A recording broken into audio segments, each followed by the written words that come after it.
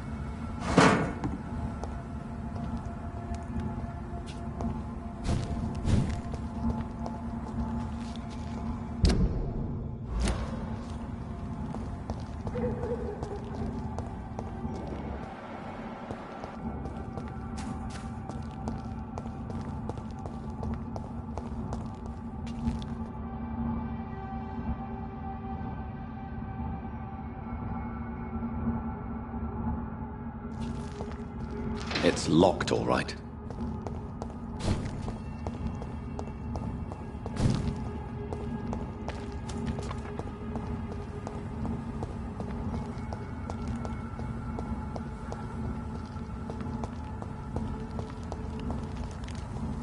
"29 Pretty Orchard Street. This is it.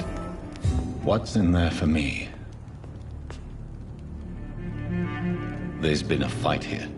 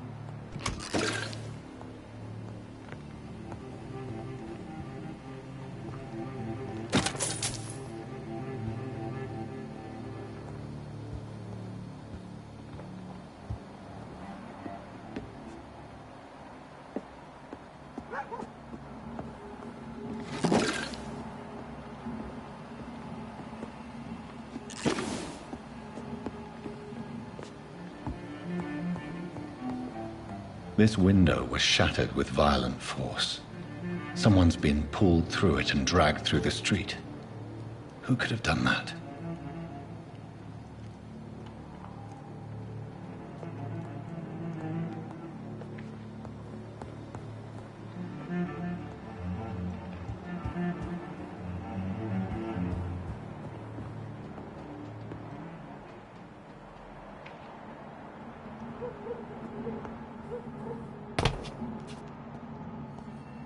Where does this blood trail lead?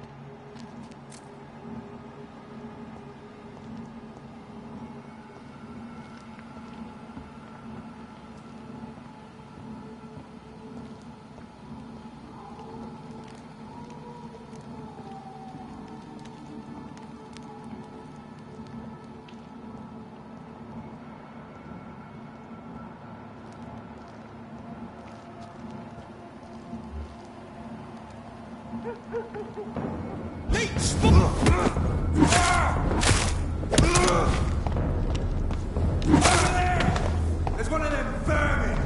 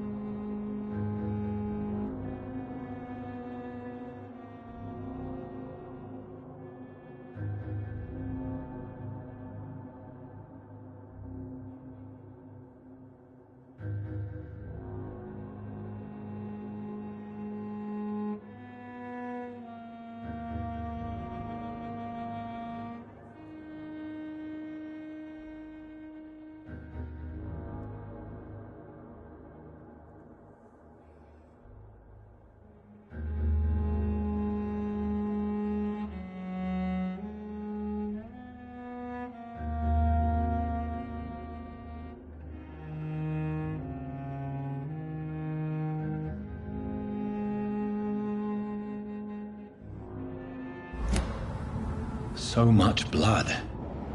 Whoever was killed got dried out.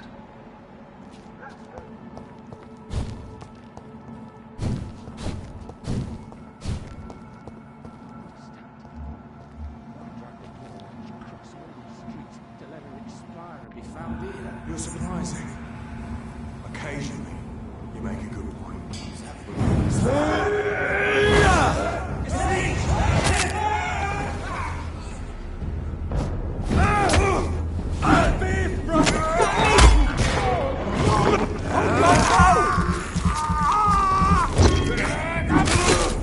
Oh my God!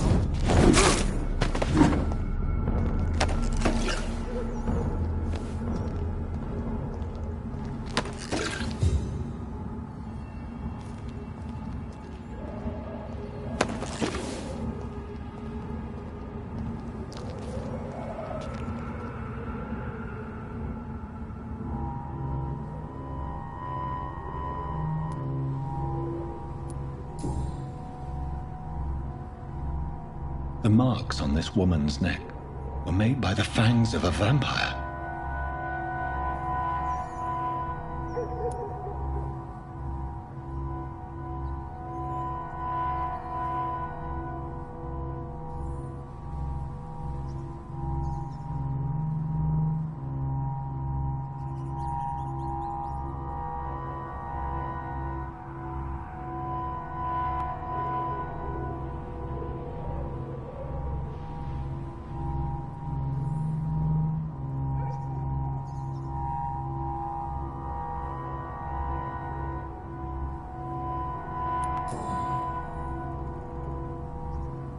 This is the very flower my mother tossed on Mary's coffin. Someone is targeting my family.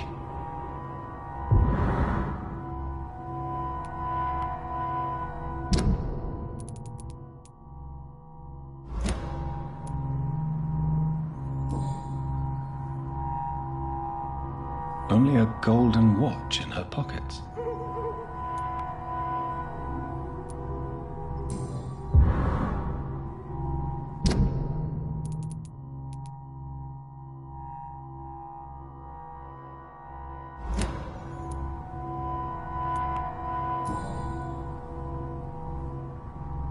Her shoes and clothes are quite worn out.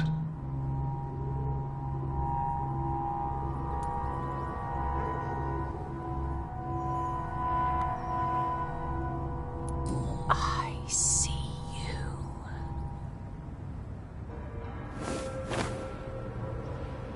Right then. It's a sick game. But given no choice in the matter, I might as well win it.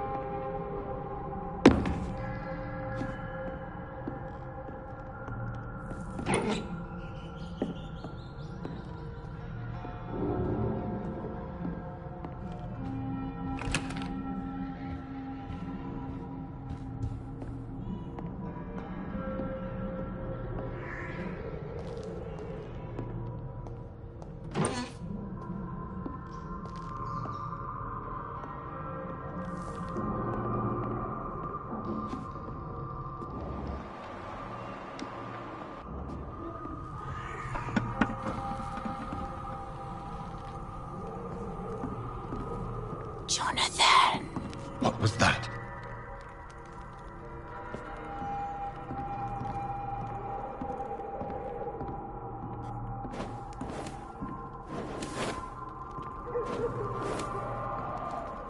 I won't let you escape.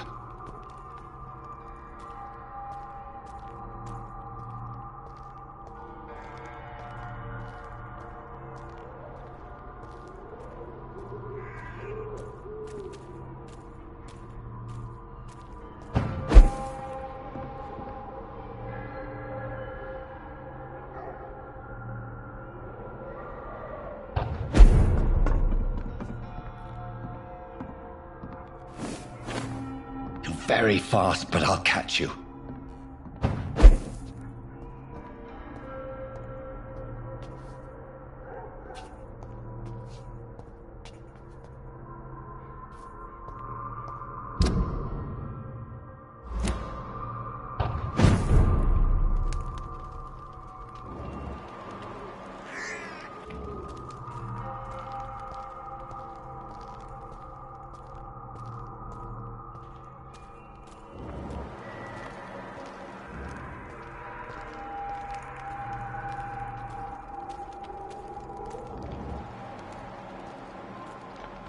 They've all been butchered.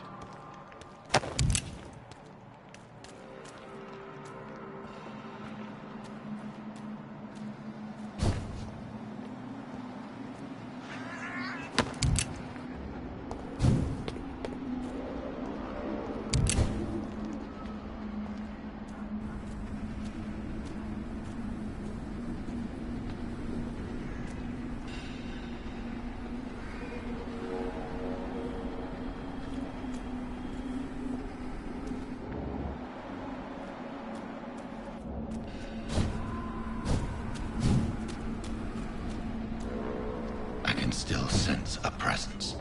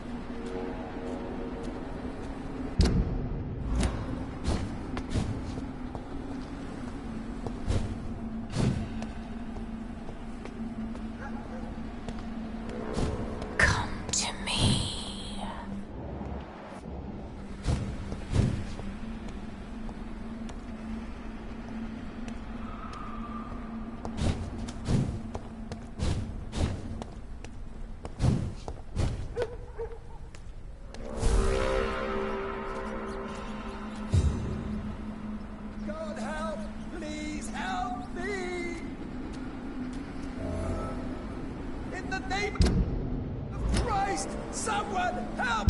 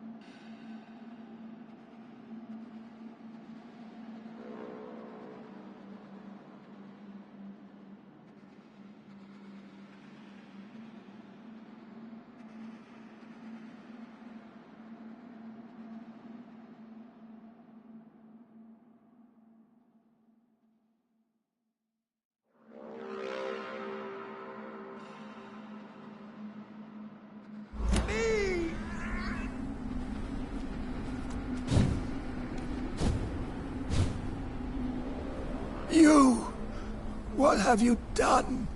Vicar Larrabee, what happened? Demon! Hell scourge! Son of perdition! Vicar!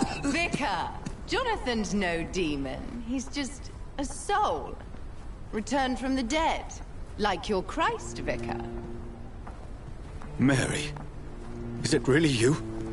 Oh, it's me, all right. Precious brother. What is Mother doing here? I'm gathering the family for a final reunion. All smiling, all dead. Thanks to the good Dr. Reed. Mary.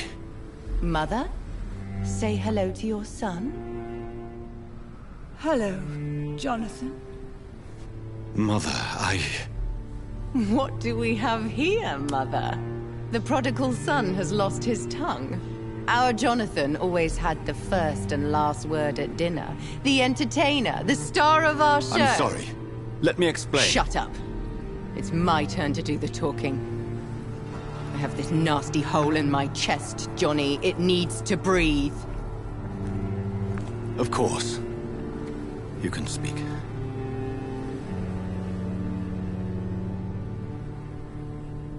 My prayers went so long without an answer. My husband, killed in France. My child, carried away by the flu. My brother promising to return in his letters, then disappearing in thin air. I went from hospital to hospital. Cemetery to cemetery. Grave to grave. I've lifted every stone in London, searching for an end to the nightmare. And there you were. In front of me. On a dark pier. The hunger had taken me. The joy to have finally found you. I longed for your arms, a final happy ending to so much tragedy, to tell me all would be well again, as you did when we were children. It was this filthy dock where you greeted your sister. I dug a tunnel from my grave with my fingers and teeth.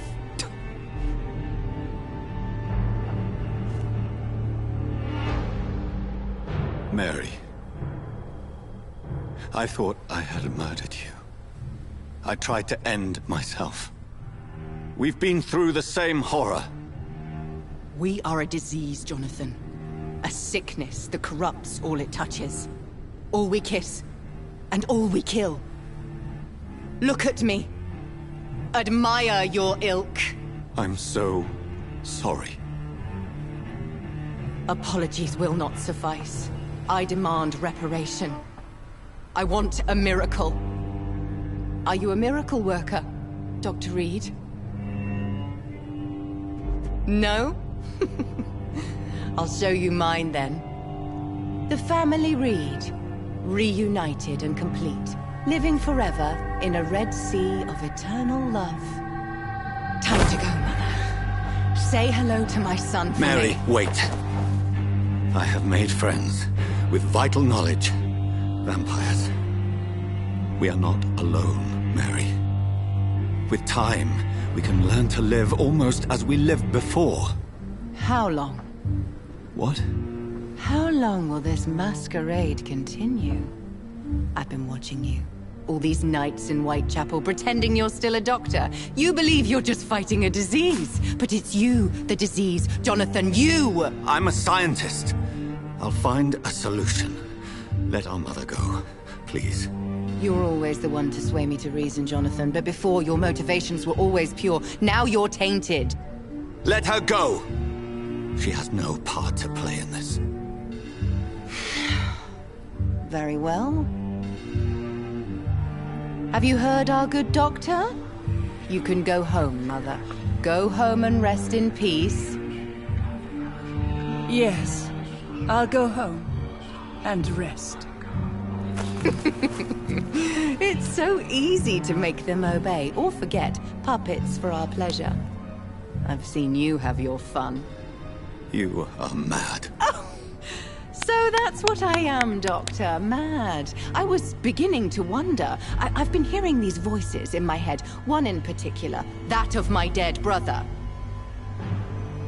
This is the reason I must kill you. Not for your betrayal, not for our poisonous kiss, not even for the lies you tell yourself.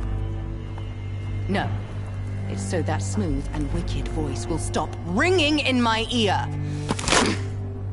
Mary. No, don't! Time to die, brother. And this time for good. You left me to rot in this grave.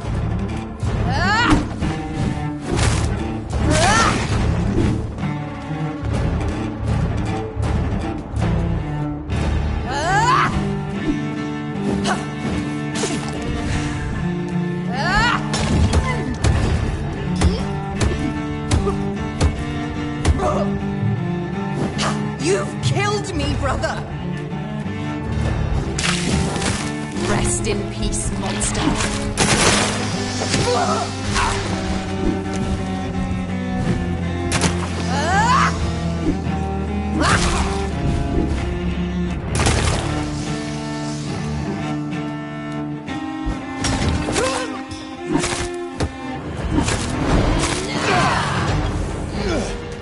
You've burned away Nurse Crane's mind. You're a monster! Come to me, Jonathan.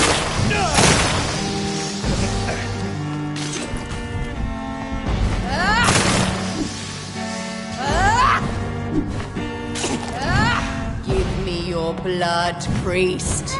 Abomination!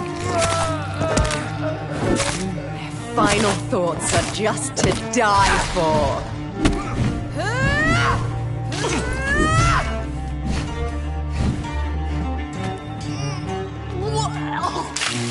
Kiss me again, sweet brother.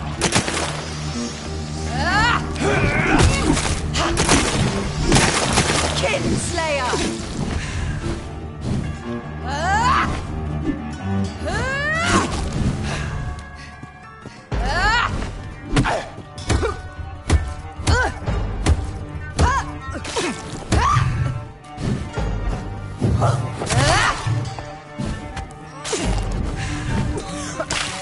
What have you done? You killed me, brother!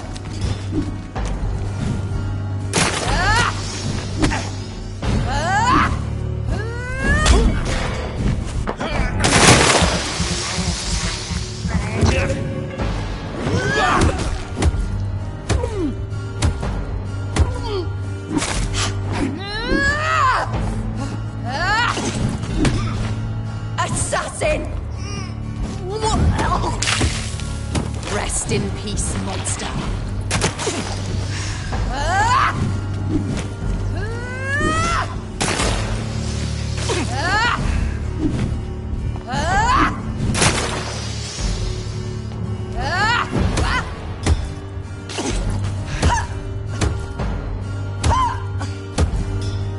Kinslayer!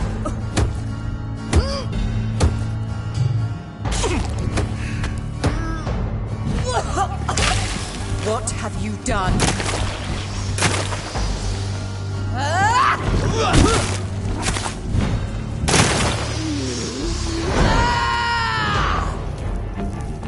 I'll make you kneel like a dog, just as you did to Sean Hampton!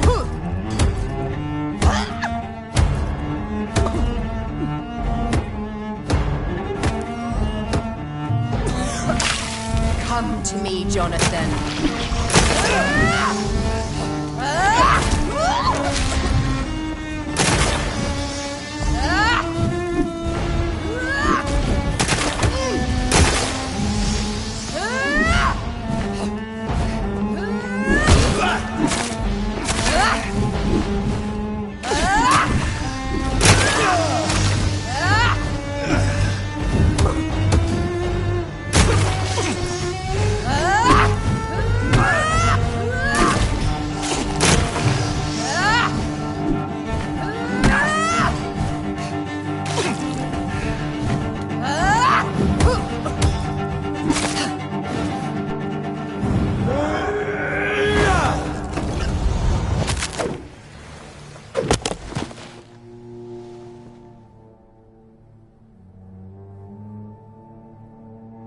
Well, brother, it's time to bring this conversation to an end.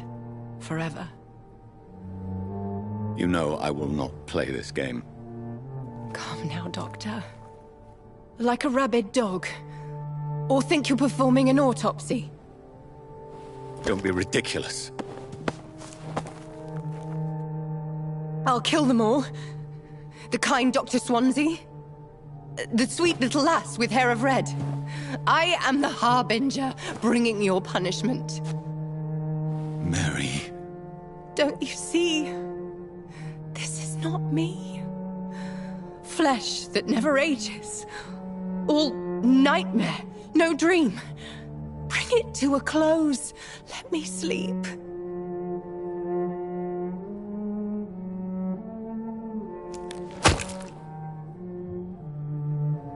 I will find a cure, Mary.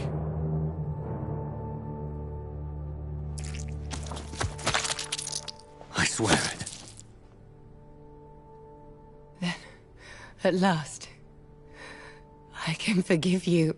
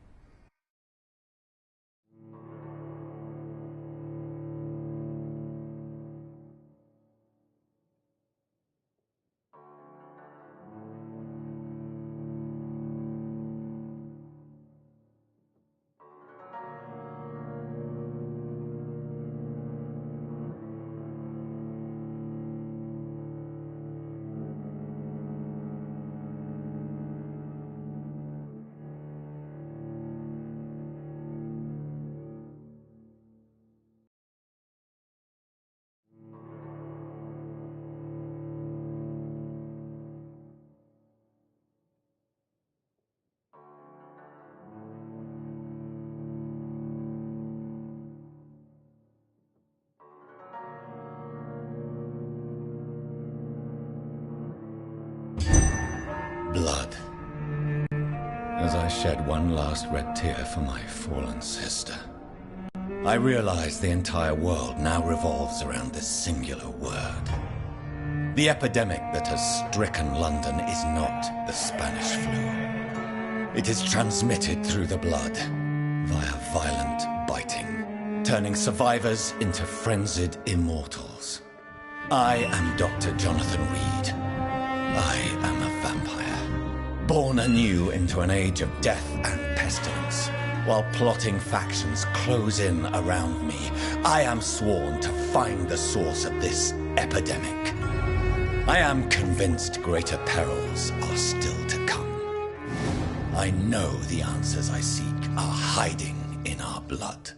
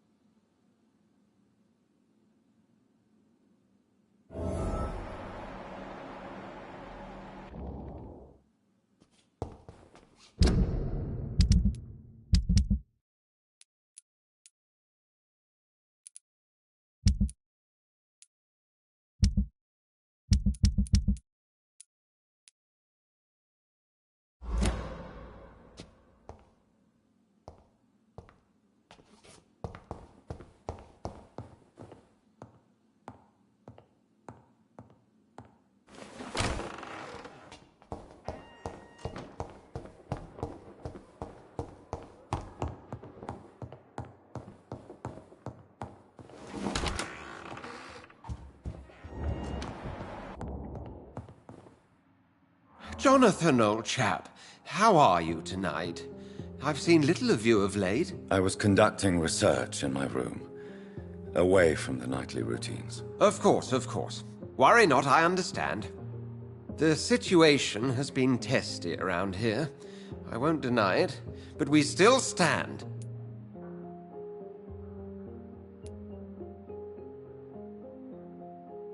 What news do you bring? The news is not good, my friend.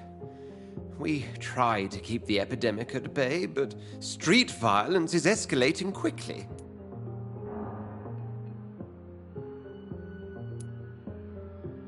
How bad is the epidemic? It is killing the infected patients faster.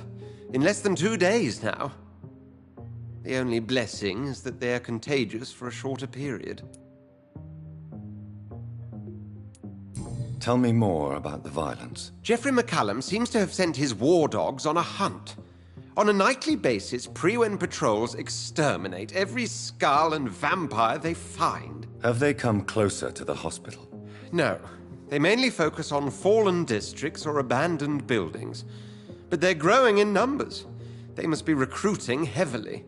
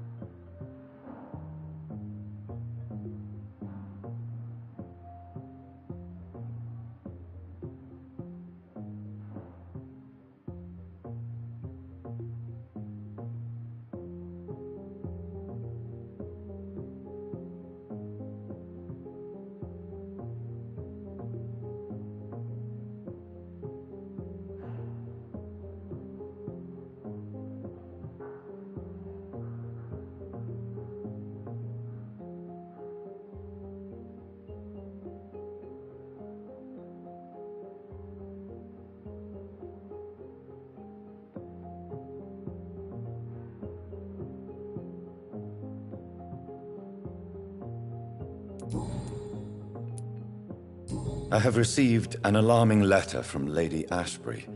She wants me to meet her at her house. I have been granted safe passage. Then you are twice fortunate. I have never been invited to the lady's mansion, and with the quarantine and controls, city access is nigh impossible.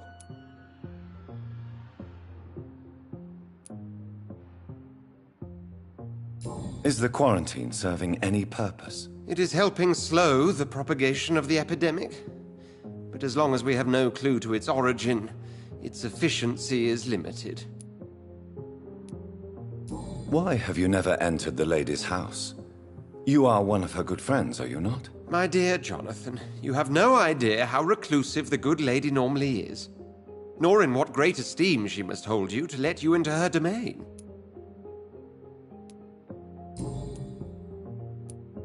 Have you any reliable friends in the West End who might assist me? Unfortunately, you will be alone. Except for our ravishing red-headed acquaintance, of course.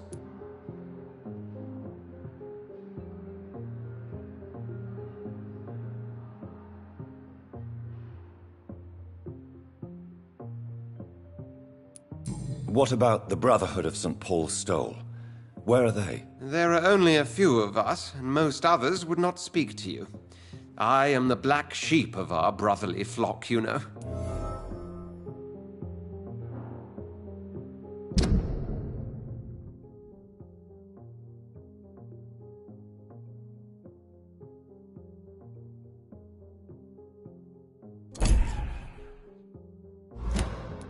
What of my commission here at Pembroke Hospital? Nothing to fear, Jonathan. Your position here is in no jeopardy. You remain one of us, and you are always most welcome.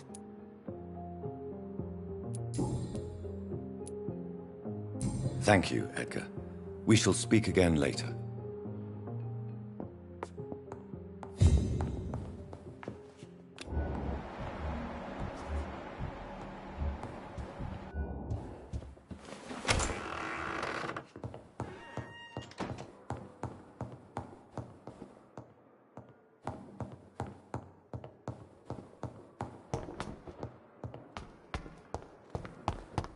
At least the mistress of the dark has stopped following me.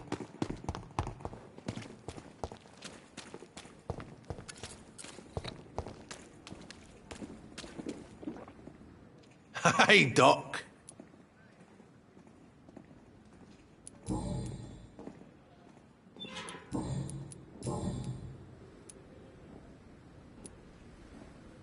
Do you ever think about that poor fellow I saw you push in the water? The wound he gave me will make sure I don't forget him.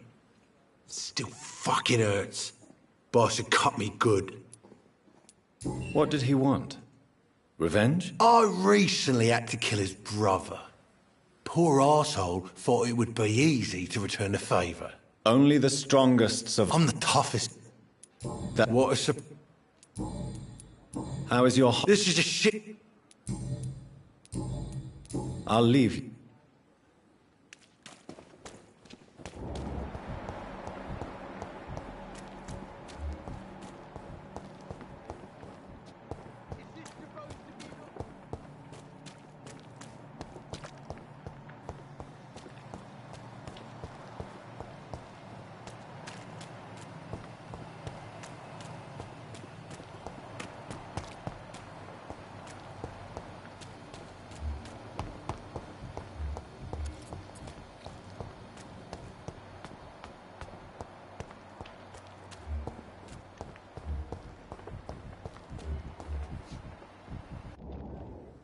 Hello again, Mr. Thatcher. Do you feel any better now? Yes. This neighborhood may stink of dog shit and reek of piss, but to me it smells like the purest mountain air.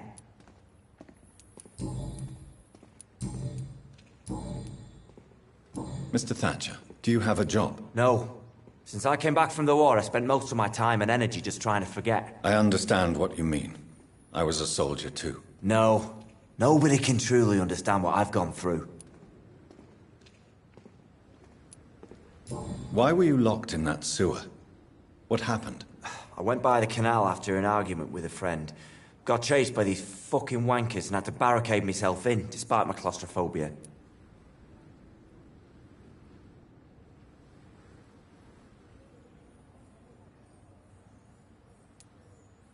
Why did you run? What was the reason for your argument? Newton wanted me to go to a hospital, but I can't stand being closed in. It makes me feel like I'm suffocating.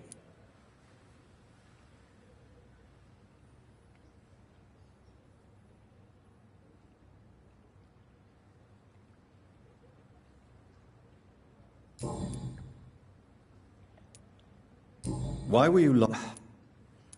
Tell me about your claustrophobia. Has anyone given you an official diagnosis?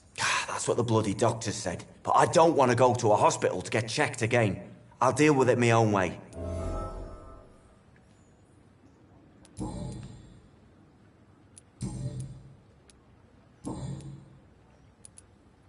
Oswald, why did you not go to the Pembroke Hospital to seek medical help? I don't trust doctors. All they care about was their careers and processes. I won't be locked in any room again, by anyone. Your fear of being trapped is not going to go away by itself. You need professional help. I've seen enough butchers in white coats to last a lifetime. Hospitals reek of chemicals and death. What I need is fresh air.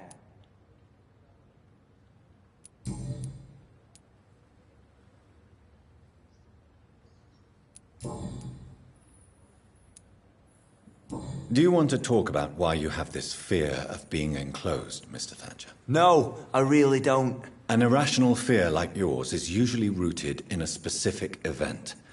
Perhaps it would help to talk about it. Well, Doctor, take a guess then, if you're so interested in my case.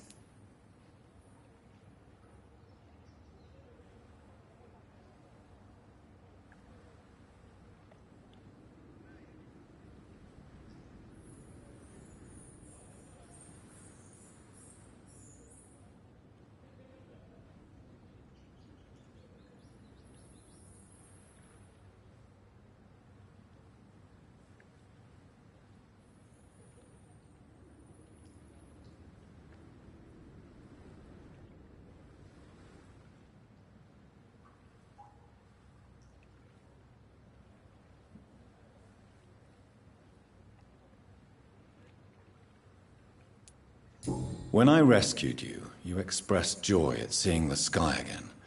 So I'm inclined to believe you were trapped or buried somehow. Maybe during a shelling. Jeez, you're good, Doc. You're really good. Go on, please. Tell me more about it. Newton and I were trapped in a circulation tunnel after an artillery attack.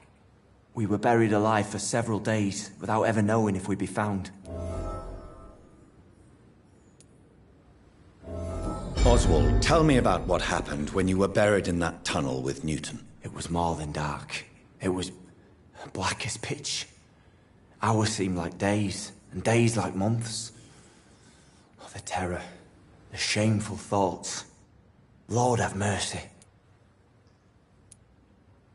What you endured was terrifying.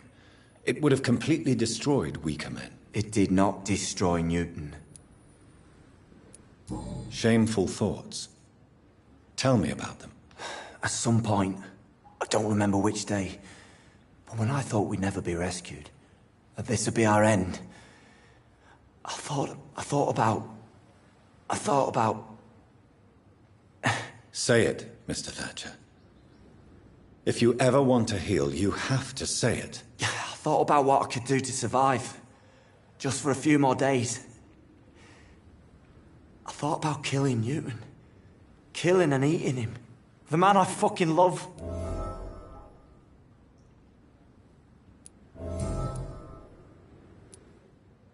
Tell me about your true feelings for Newton. I love him. I'm not ashamed to say it. He's the best thing that ever happened to me. I can't imagine life without him.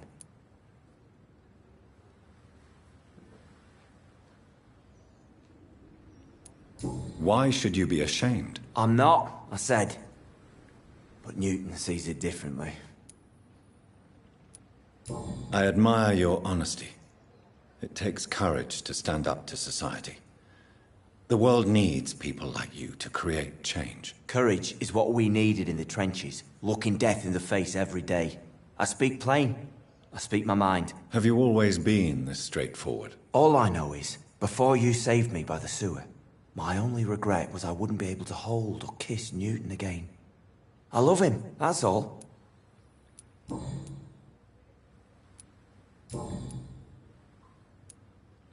Are you concerned about the conditions here in London? Not really.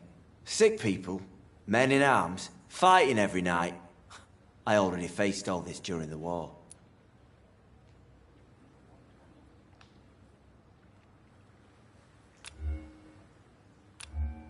Do you need medical attention? Don't get me wrong, sir. I'm grateful for what you've done, but I've never felt comfortable with doctors. I'm certain you have your reasons. But let me assure you, I'm not like other doctors you may have consulted with. It is true. You risked your life to save me, after all. It would be impolite to refuse your counsel.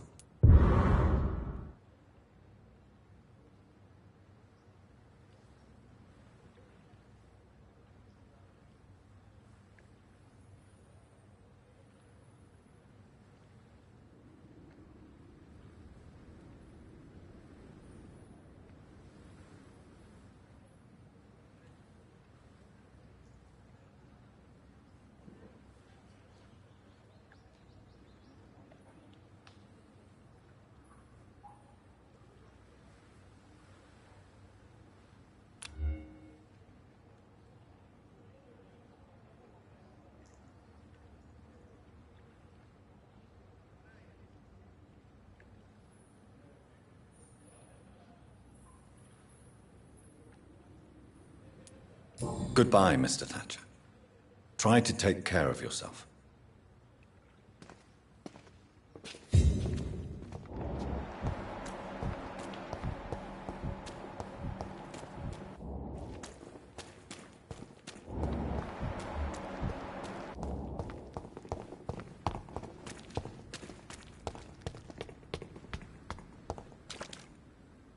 Hello again, Mr. Blight.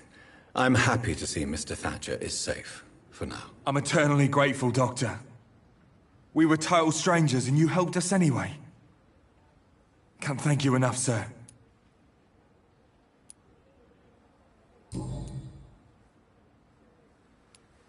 How do you feel about Oswald Thatcher? You are more than friends, aren't you?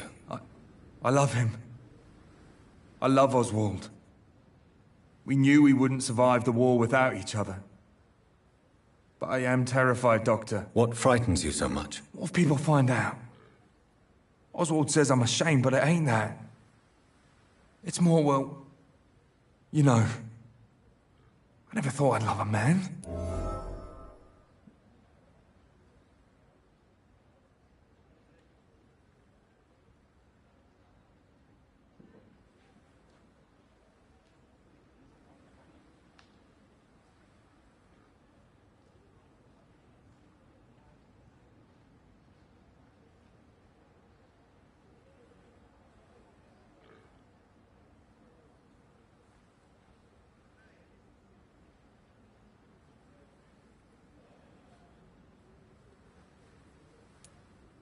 Enjoy your love. And enjoy life as long as you can, Mr. Blight. Don't let anyone tell you who you should love or how you should love them. I appreciate your kind words, sir. But it ain't that easy. It's all so new to me. What caused your phobia of rats, Newton? It happened last year following an artillery attack. I was trapped for 2 days in a hole under 2 dead soldiers. And there were rats. Go on. They started eating me as soon as I dozed. Gnawing at my ears, my fingers, lips. I couldn't move. Couldn't call for help. I see. No, you don't. You have no idea what it is to wake up buried under bodies.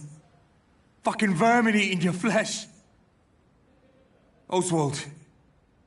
He found me and saved me.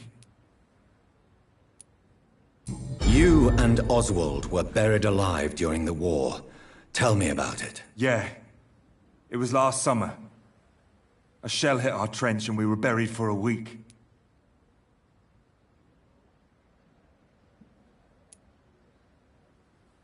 Oswald seemed far more traumatized than you by the event. It wasn't the first time it happened to me.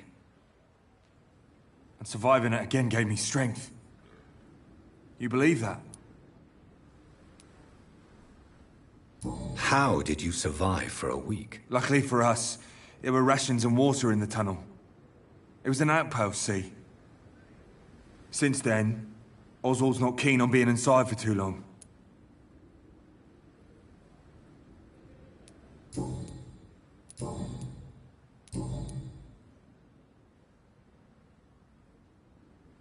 Why do you stay here now that Mr. Thatcher's back? It's complicated.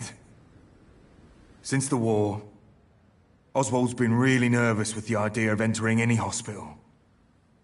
And me, I've got my own issues. Can you speak about them? Rats, sir. Even seeing one, they turn me. Just want to run. It's that fear that stopped me from going after Oswald when he left. What can you tell me about the war, Mr. Blight? If you want to speak about it, of course. War was... well, you know, sir. The stench of death everywhere. Your mates lying bleeding in the mud. Just praying to make it through and get home. Bloody nightmare.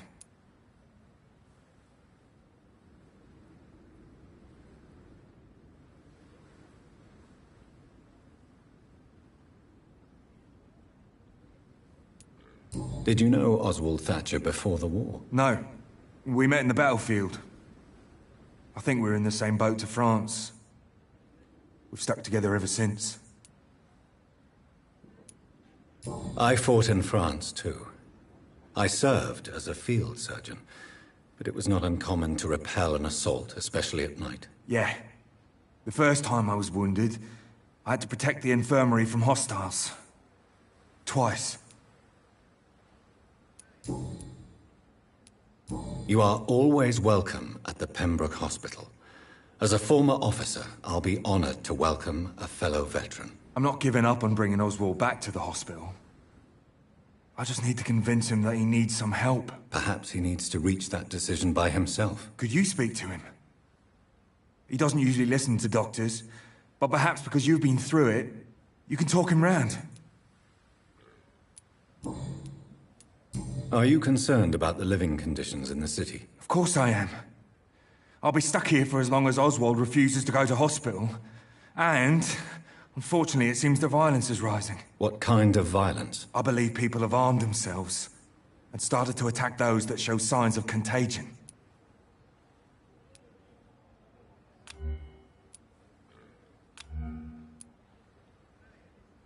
Goodbye, Mr. Blight.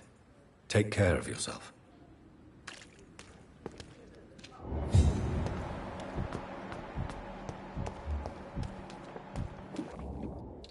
Good evening. Evening, Doc.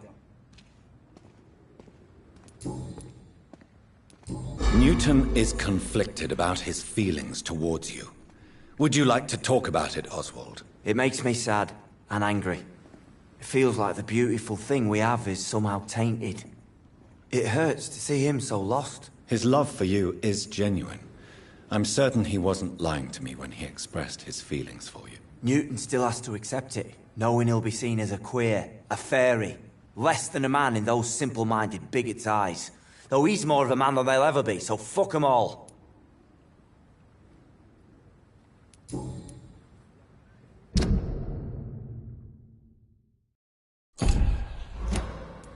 Goodbye, Mr. Thatcher. Try to take care of yourself.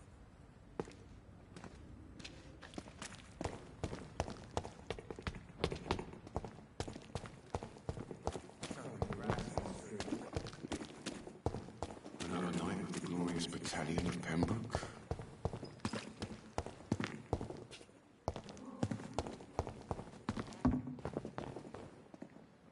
Good evening. Good evening, Doc. Wise choice, Doctor.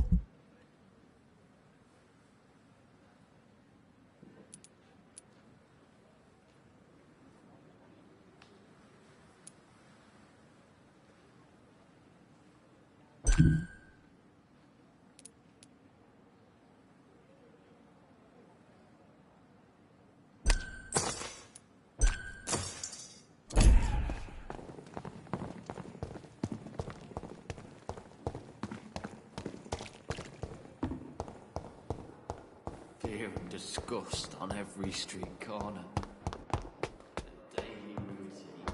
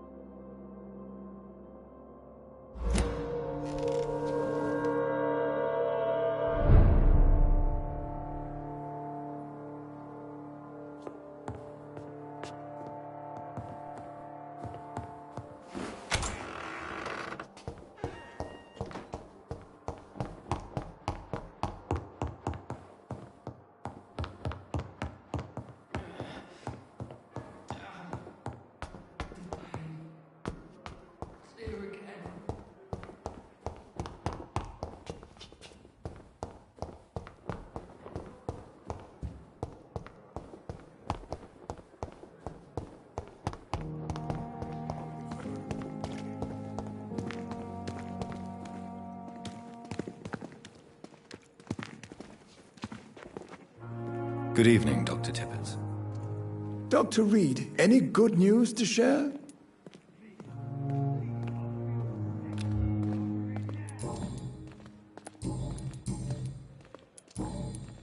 Goodbye, Doc.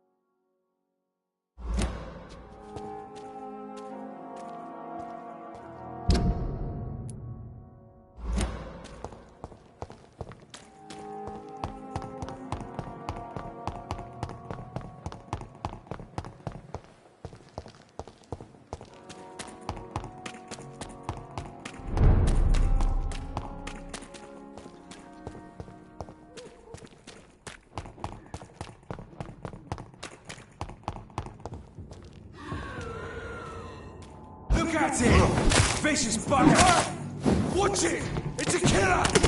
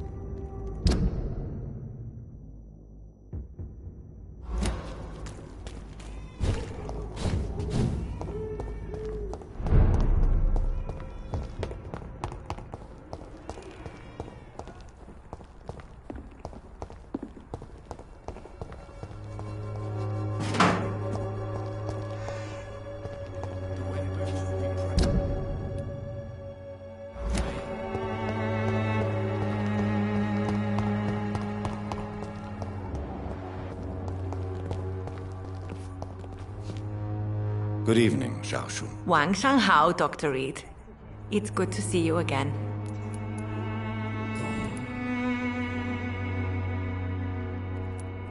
What are you doing with your time? now that you're back in Whitechapel? I've decided to help the poor and sick of the neighborhood by handing out medicine. That's very charitable of you. But why do it at night? I've noticed that the most desperate people tend to go out after dark. Hence my presence, to help them when I can.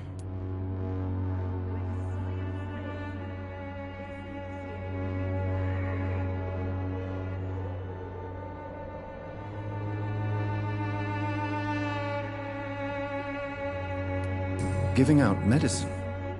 How can you afford to do that? I am a rich widow, Dr. Reed. My departed husband left me enough money to last the rest of my life. I can spend some on those who don't have any.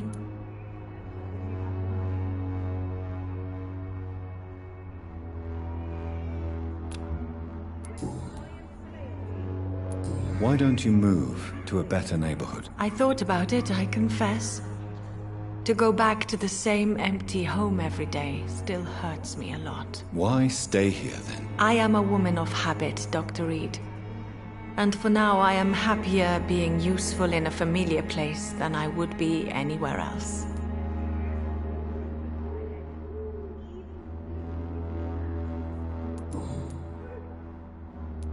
How is the sanitary situation evolving in Whitechapel these days? My only relief is that my Matthew died before seeing the madness that approaches. I'm afraid we won't survive this trial, Dr. Reed.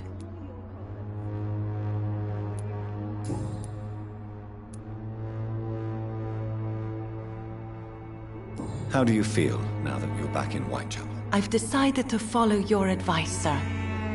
I won't forget the dead, but my efforts will be for the living.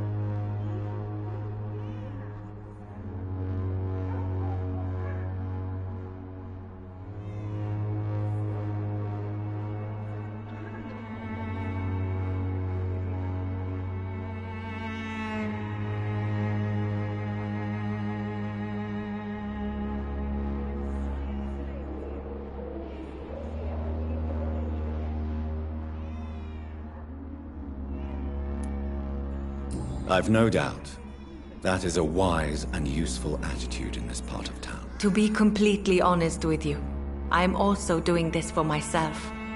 If I'm destined to survive this epidemic, I need my life to have some purpose. Do you still think about your departed husband? Of course I do. I'll never forget my beloved Matthew, but how do I put it? Now I miss him more than I want him back. I know what you mean. And I think it means you're getting better. Maybe death will take me the way it took Matthew. Without warning and without mercy. But until then, I live on.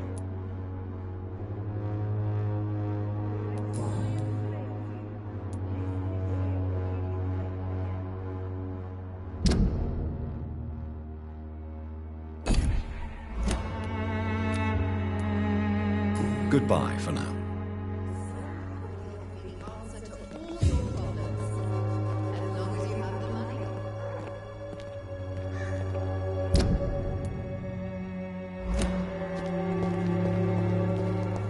When science fails you, this elixir will give you faith again.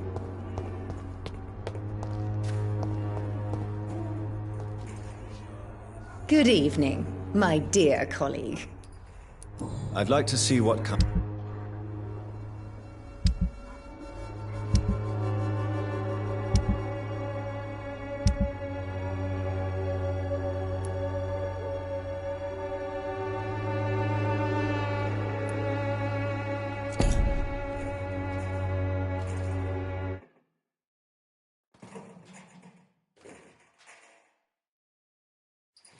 Get some work.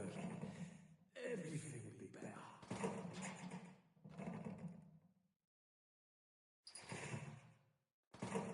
Good evening, my dear colleague.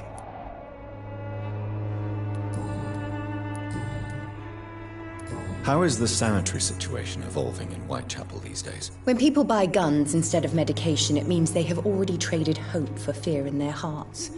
In my book, that's never a good thing, Doctor.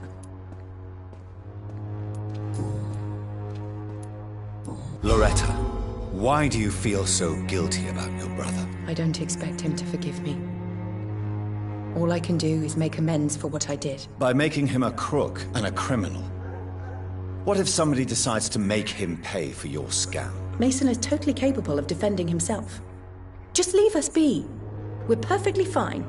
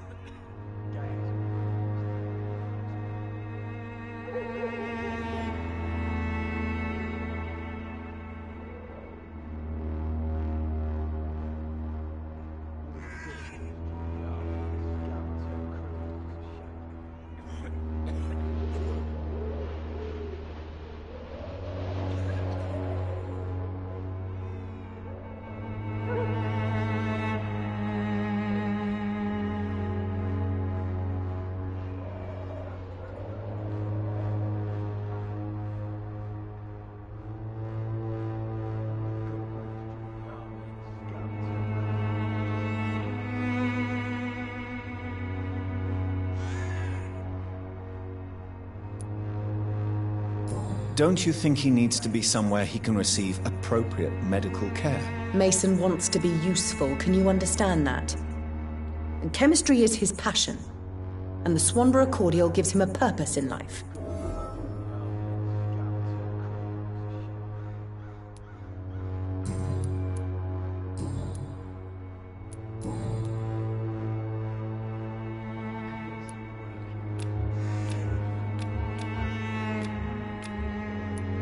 Goodbye, Miss Swanborough. Perhaps we'll talk again.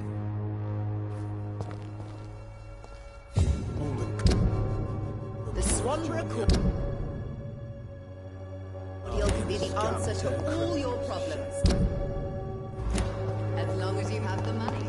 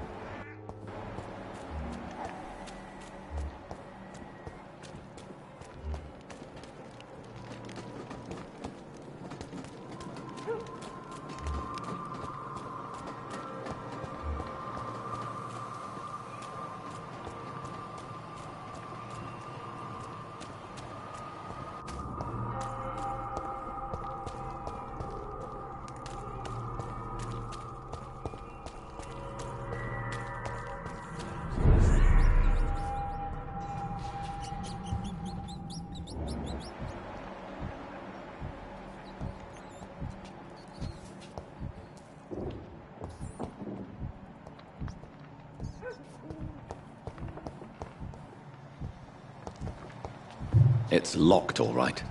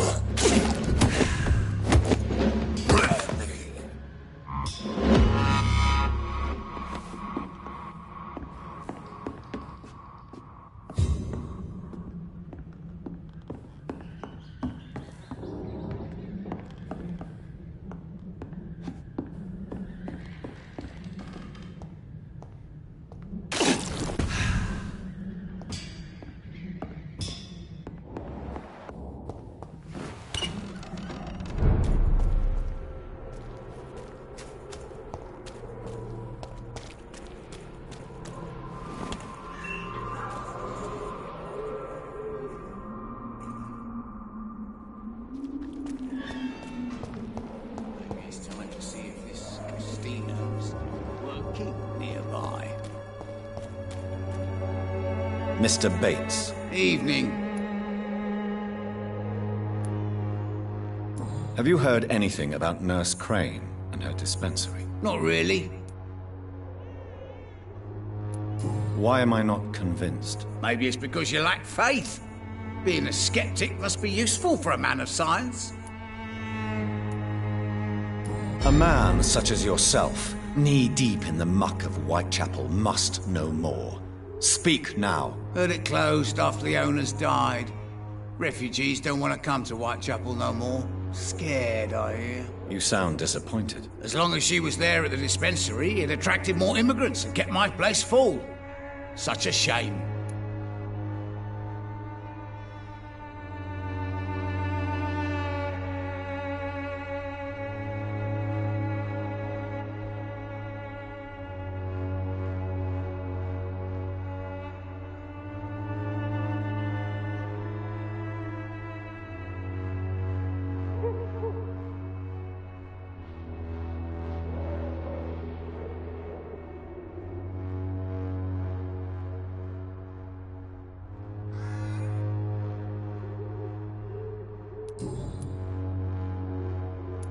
How are conditions in Whitechapel at present? The way this sickness is spreading, I don't think there'll be enough new bloods to replace those tenants I'm losing from this bloody thing.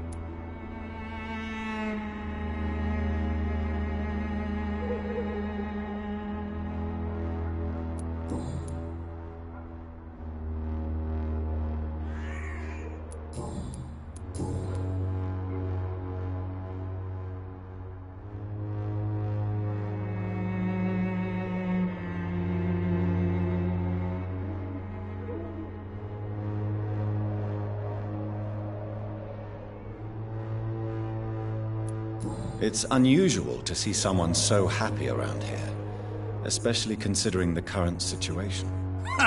Why should I be sad now? There've always been wars, disease, tragedy. There always will be. That's an unusual way of seeing things in these trying times. I don't see why I should shed a tear for another man's woes. I'm healthy, and I intend to stay so.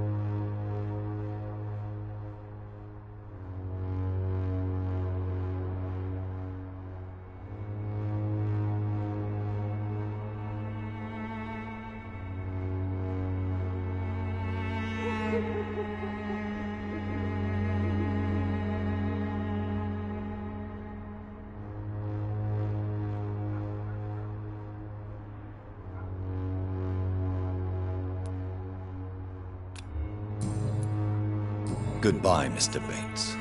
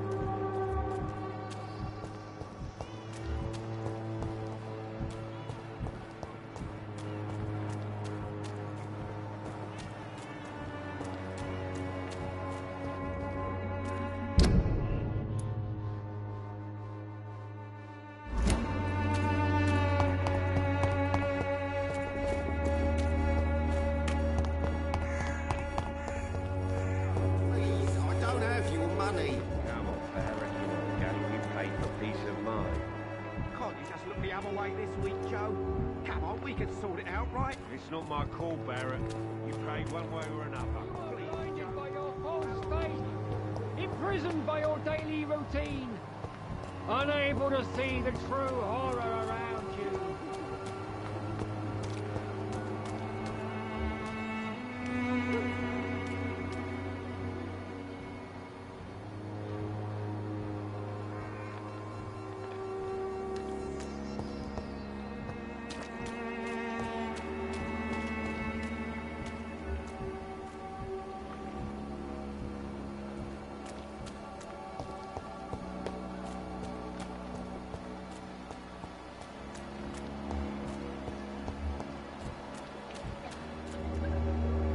Good evening, Doctor.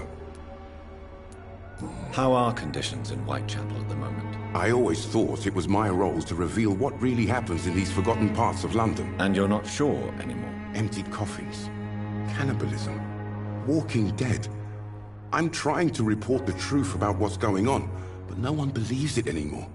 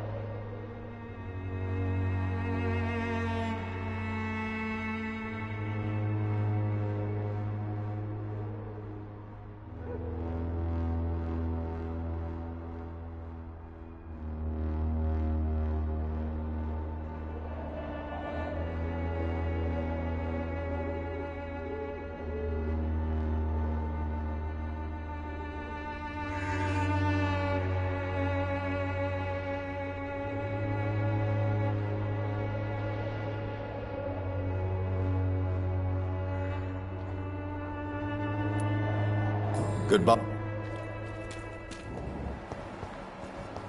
It's locked.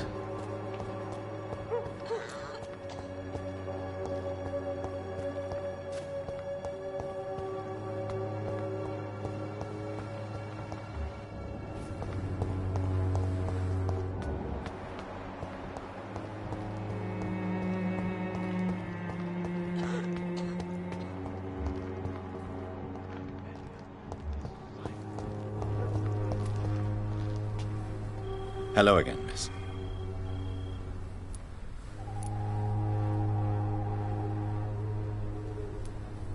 Very well.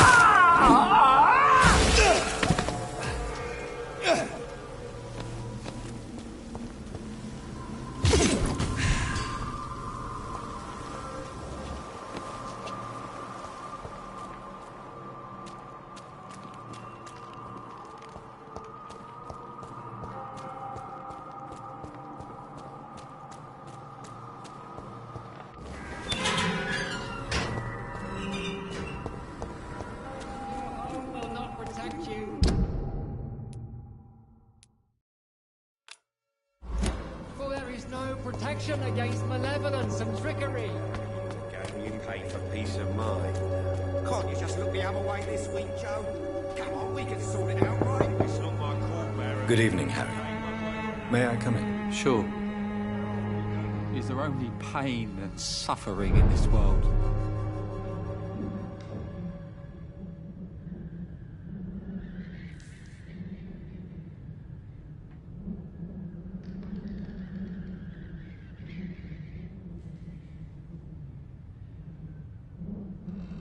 Even my dreams are soaked with gloom.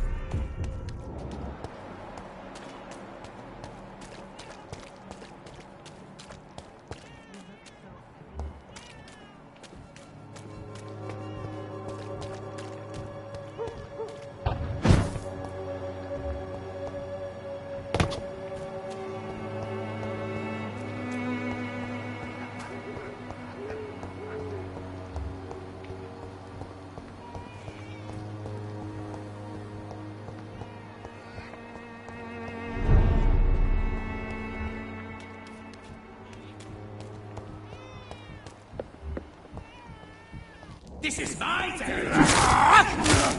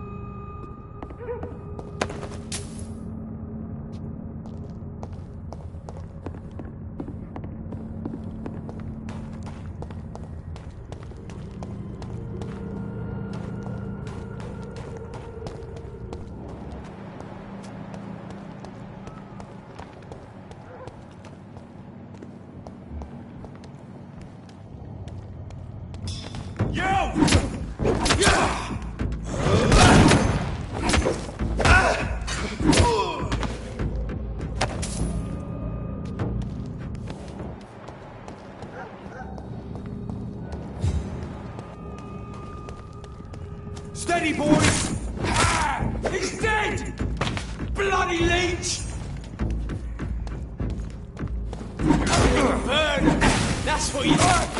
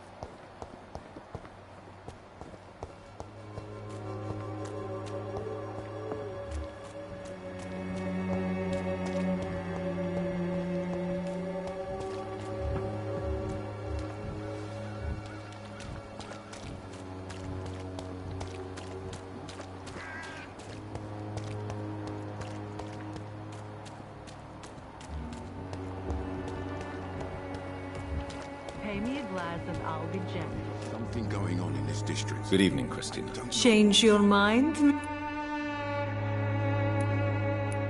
How... When I...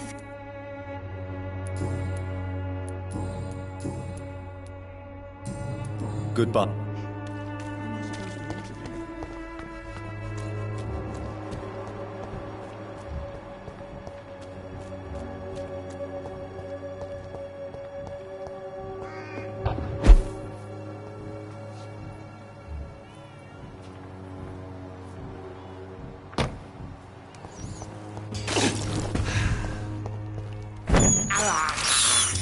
I can't believe I'm doing this.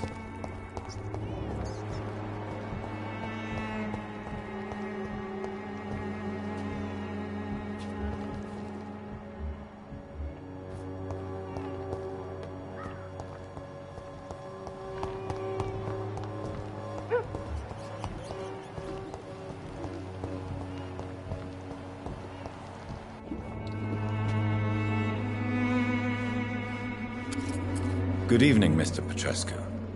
What are you doing here? I could ask you the exact same question, Mr. Doctor. Now leave me alone.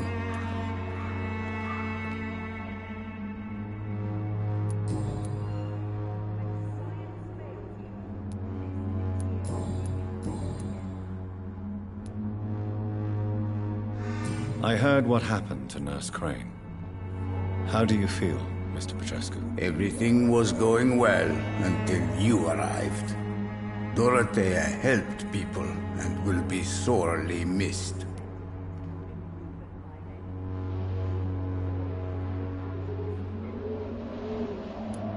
I regret it too.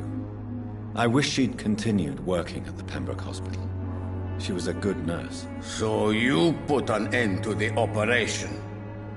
Did you put an end to Dorothea as well? You seem to have a lot on your chest, sir.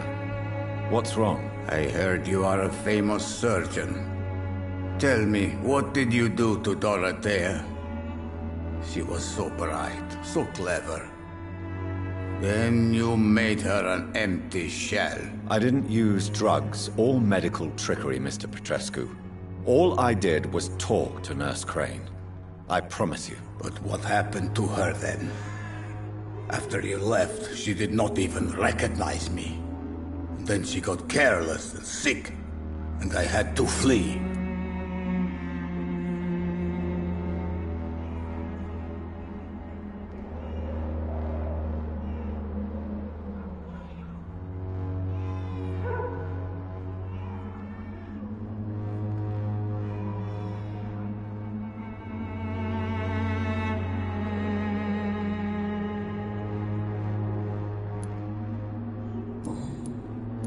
How is the sanitary situation in Whitechapel? Terrible, to say the least.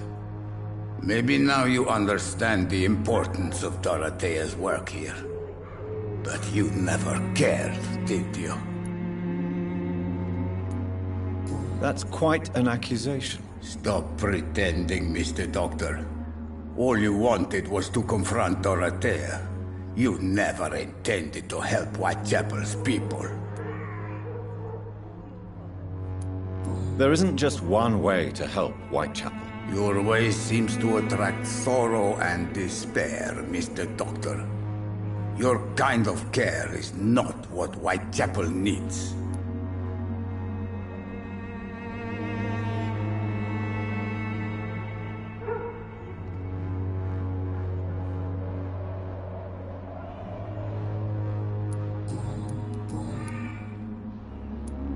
What do you plan to do now that Nurse Crane is gone? I'm not sure. Strange men came to see me after Dorothea's death, with strange weapons and very odd stories.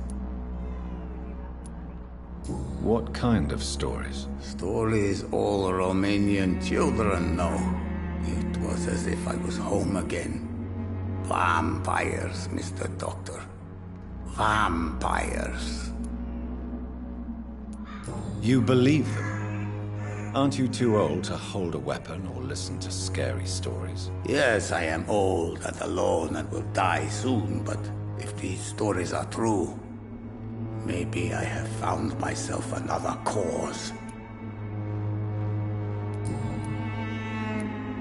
Are you living on the streets, Mr. Petrescu? And why not? Those who believe they'll be safe behind walls are blind. What about your house? My house is always open to any poor soul needing a roof. All my work here is lost now that Dorothea is gone, thanks to you. Why are you so aggressive? I remember the night you came here and convinced me to open my door to you, sir. I'd like to punch you right on your chops.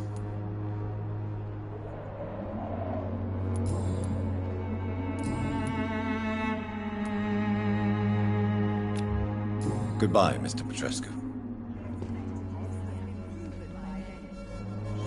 Poor Dorothea. I'm so sorry.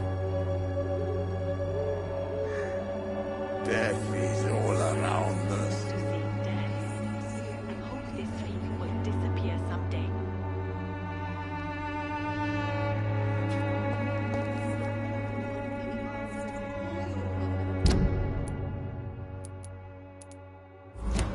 As long as you have the money.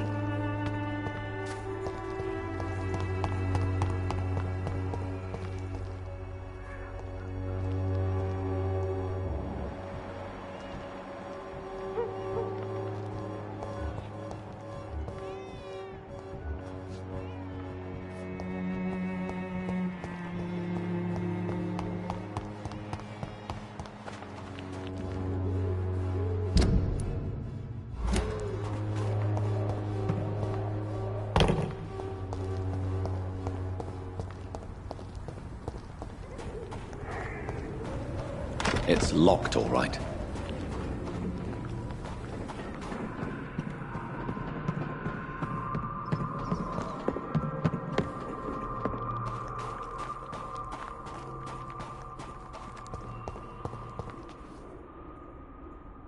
Its effectiveness has been proven by many. Even the flu is no match for the Swanborough cordial. When science fails you, this elixir will give you faith again.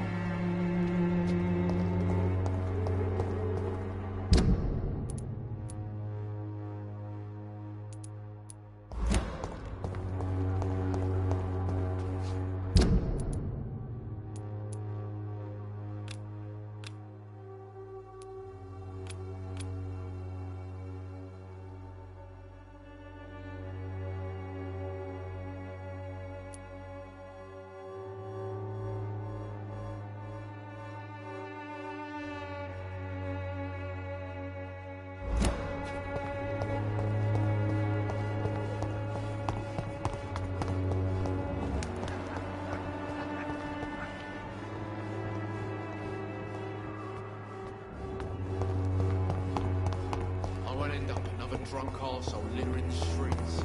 Not me.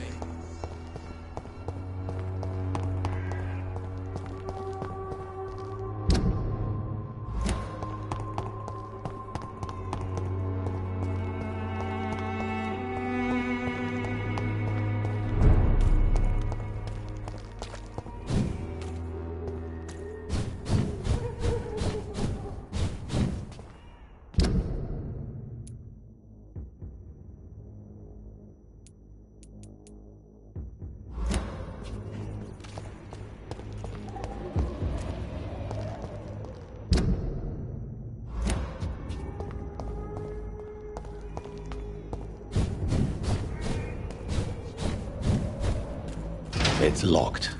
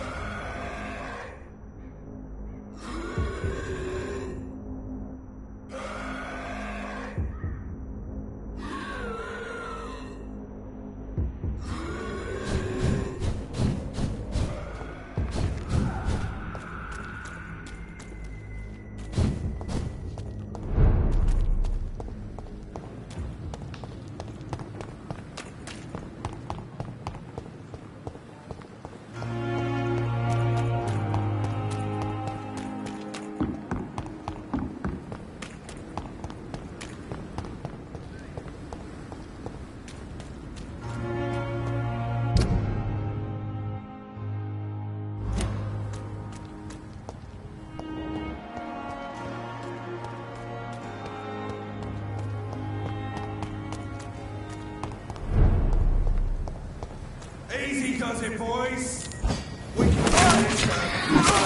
Nasty fucking beast!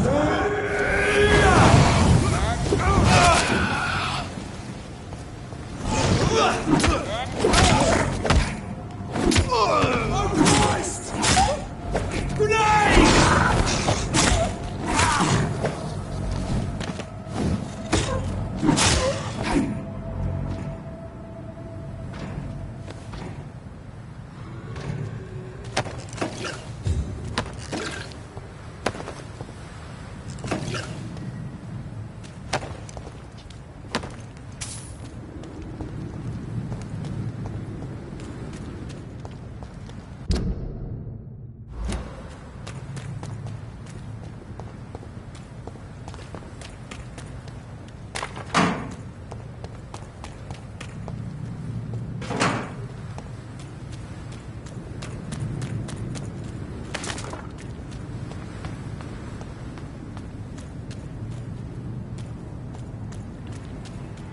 Spike! Watch out! Christ!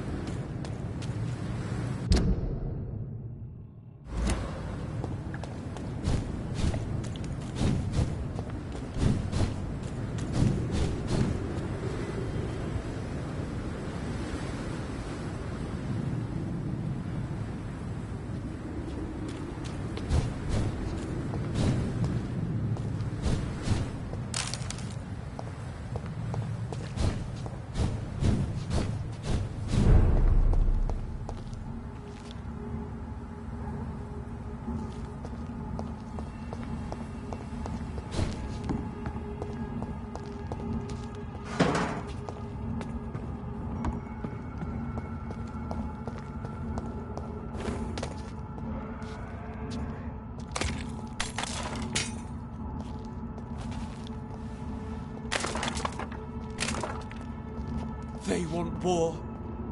I'll show them war. Whatever this poor woman did, nobody deserves this kind of punishment.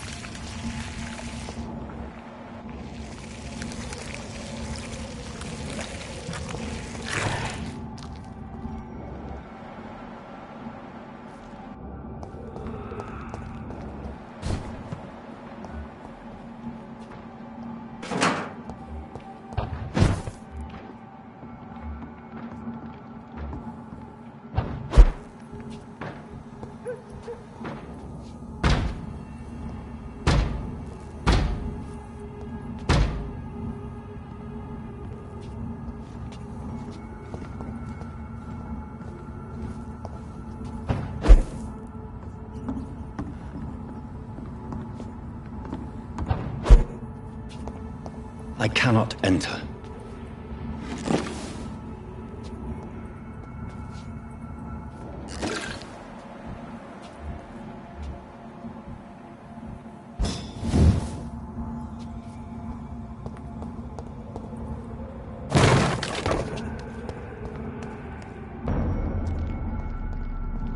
Sir, I'll send you back to the fucking...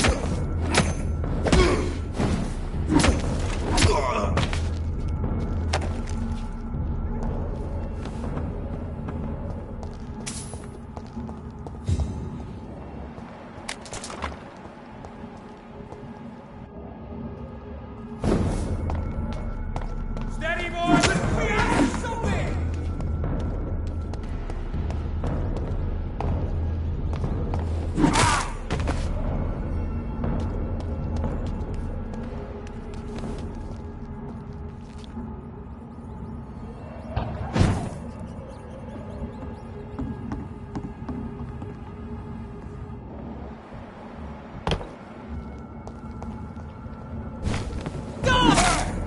Over there!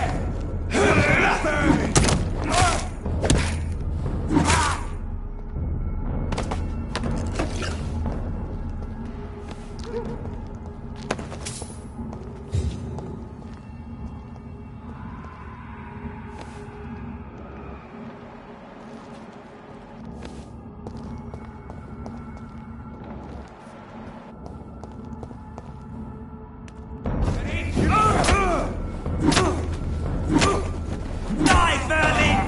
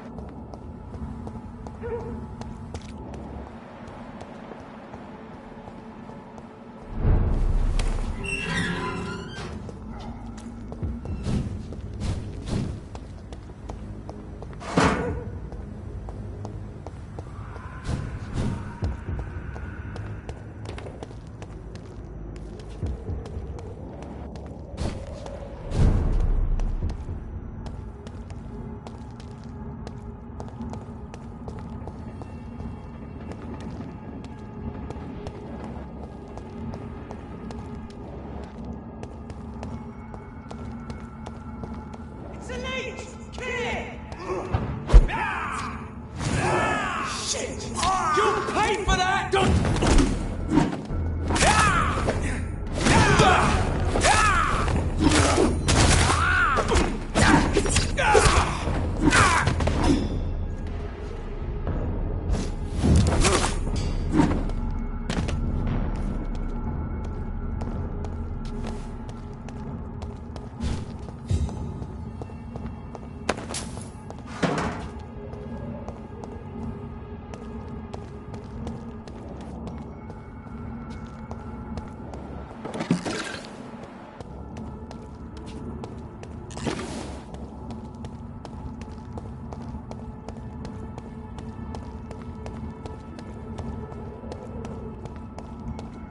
It's locked.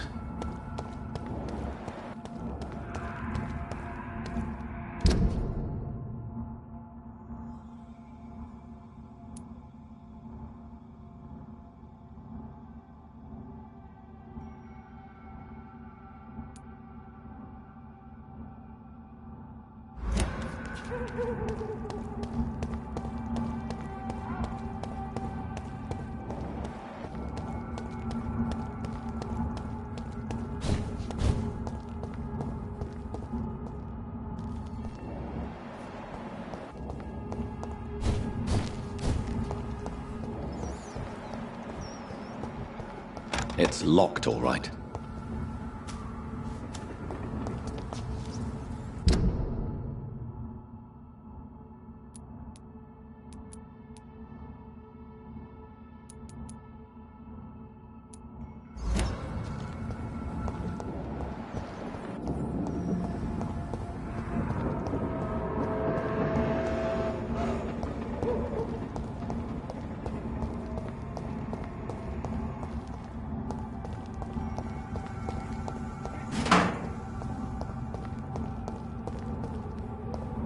I cannot enter.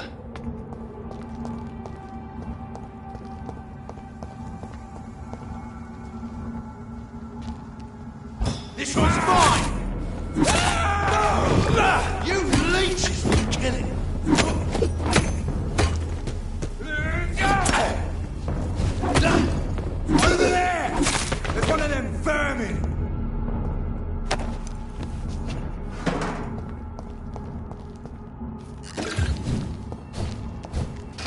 locked, all right.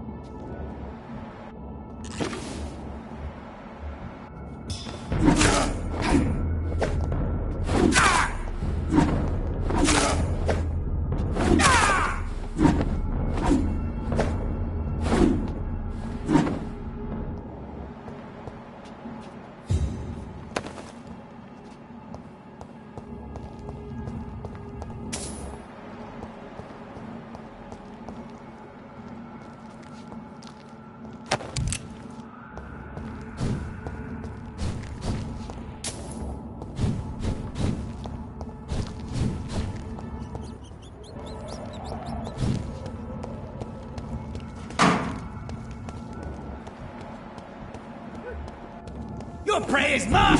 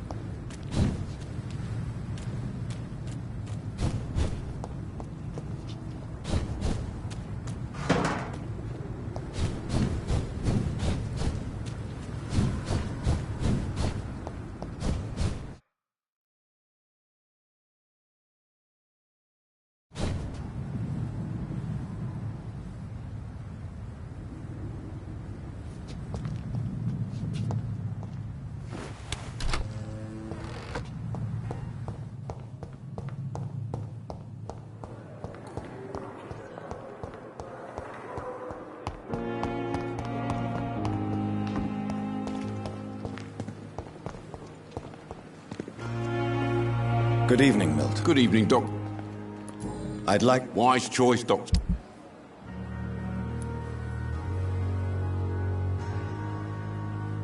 The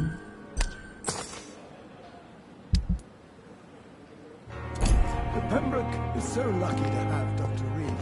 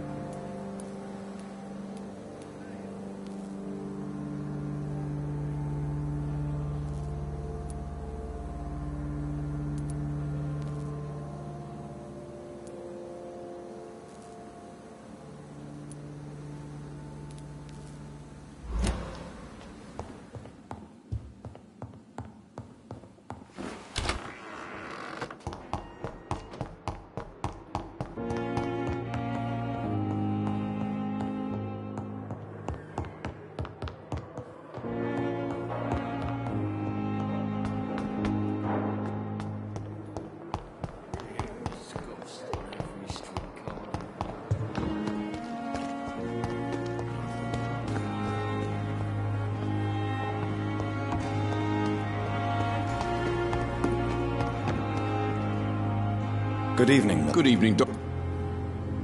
I'd like... Wise choice, Doctor.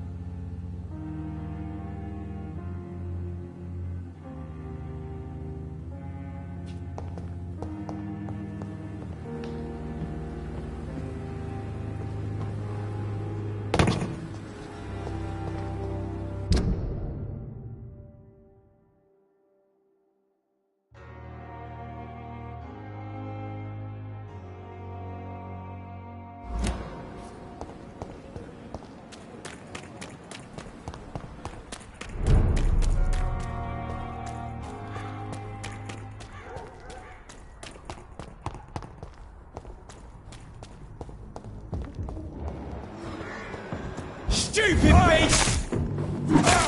Bloody leech! Murdering bastard!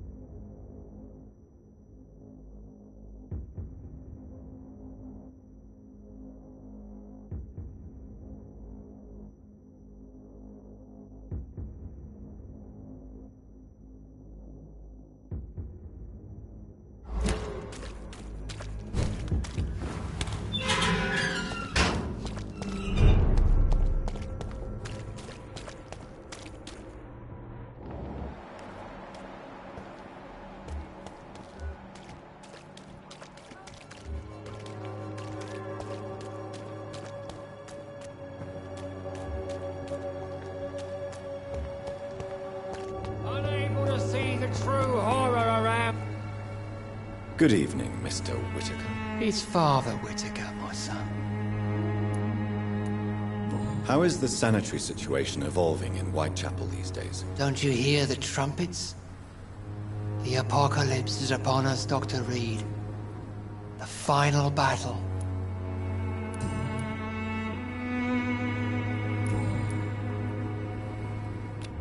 Don't you fear getting sick yourself? Faith gives me all I need, my son. If I must fall, then so be it. No doubt your faith will prevail, but let me give you some extra protection against the devil's work. Medicine. Blessed be your generosity, my son.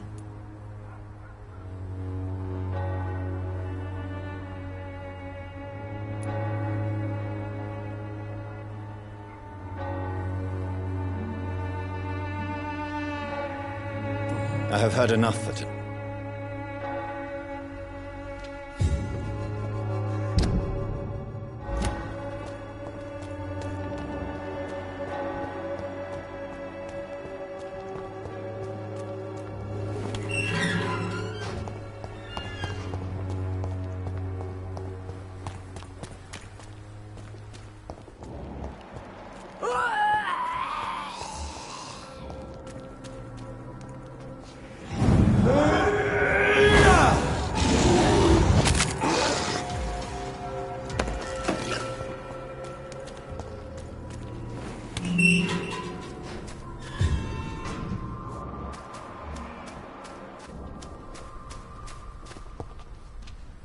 Good evening, Mr. And good evening.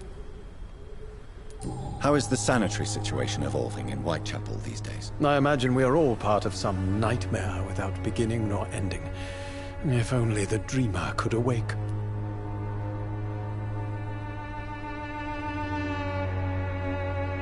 Do you need medical attention, sir? It may be wise to let you prescribe me something. I don't feel like I should. I understand your appetite for words and macabre beauty, sir. But you should be more careful. The nutrition of my mind is more important than my physical health. But I appreciate your concern, sir.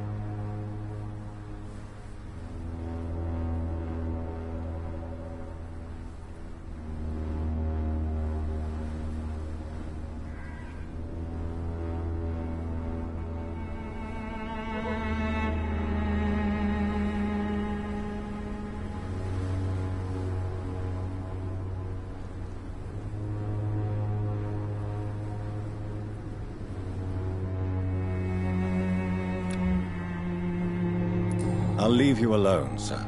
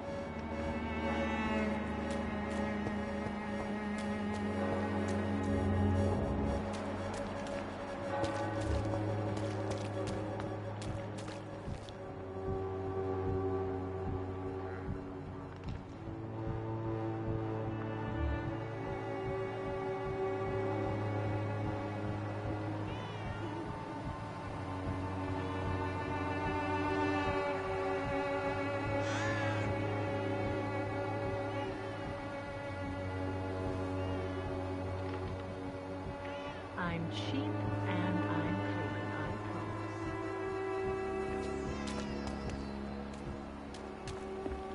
Pay me a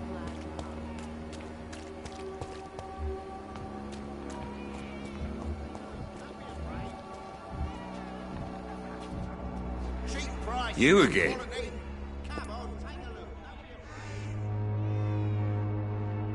Can I offer you my medical expertise, Mr. Peterson? Keep your medicines for others. There is a thin line between pride and stupidity, sir. Please take this medication. You'll feel better. All right. I'll take it then. It's not like I don't appreciate the gesture.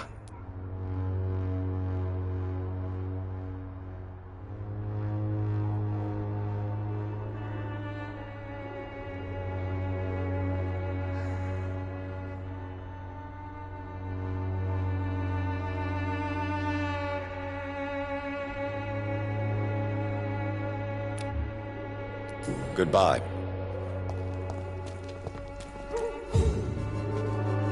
Fancy buying some? You never... Do you need help? To be honest, I don't quite... really? Free? Right then.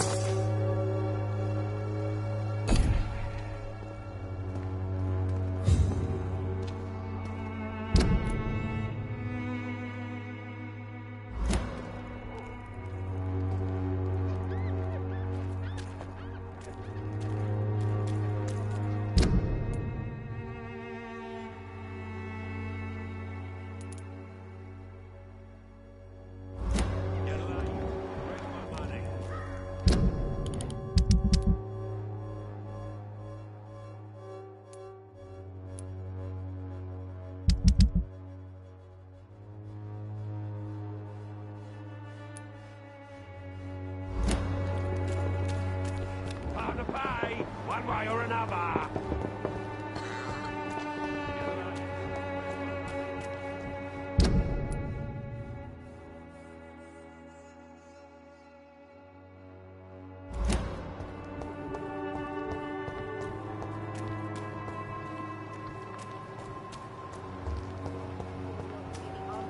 All your problems.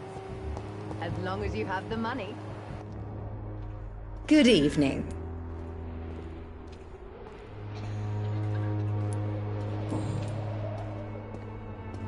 You look ill, Min. Well... Thank you. Goodbye.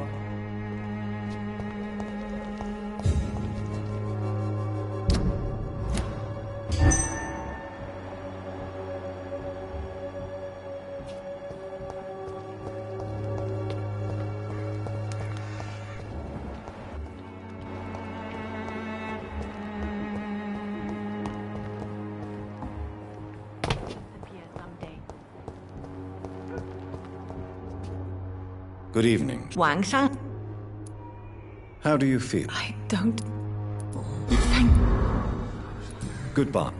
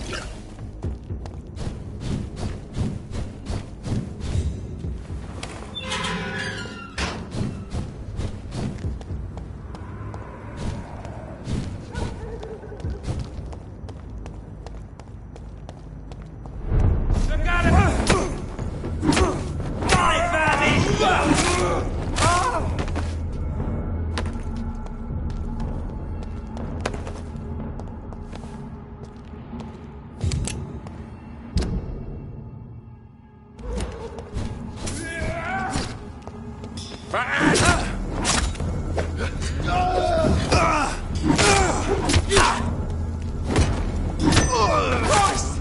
He's dead!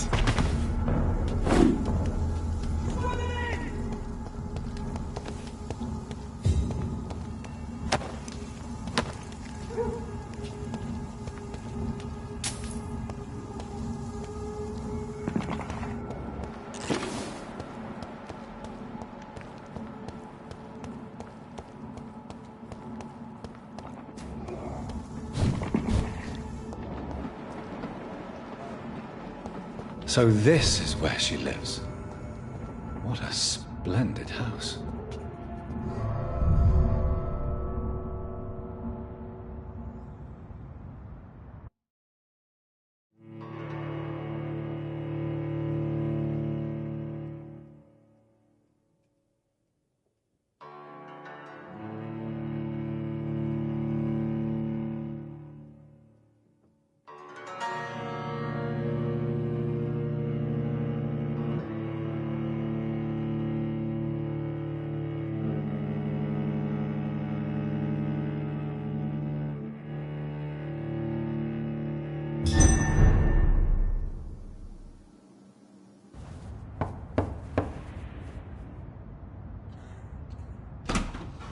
Dr. Reed, welcome.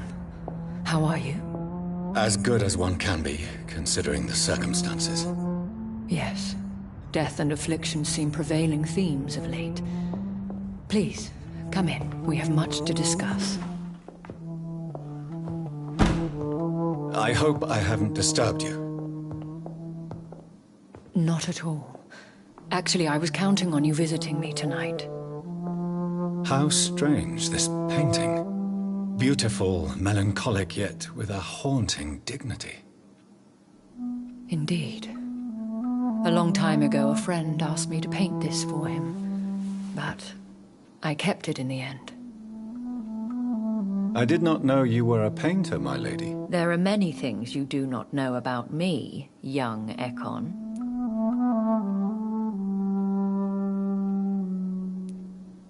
Please, call me Jonathan. Please excuse my behavior, Jonathan. I tend to tease my friends when uneasy. What is bothering you, my lady?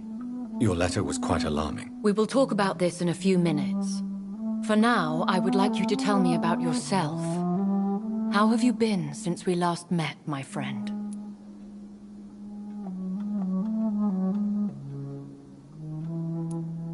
My sister Mary. She was made a vampire in the same way I was. She was the one killing all those people everywhere I went. Vengeance is a powerful force for those betrayed. Made vampire through careless error. Victims by surprise.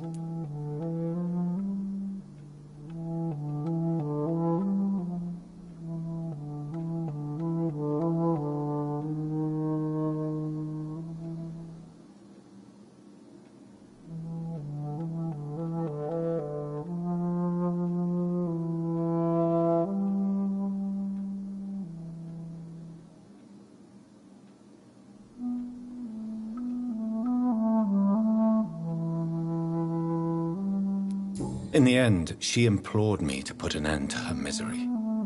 But still, I felt I had taken her life twice. I am so sorry for my accidental cruelty.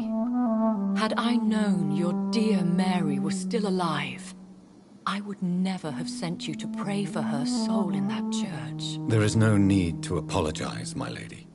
Your words have been most helpful in these difficult times. Thank you, my friend. If only we could have guided your poor sister through her terrible nightmare.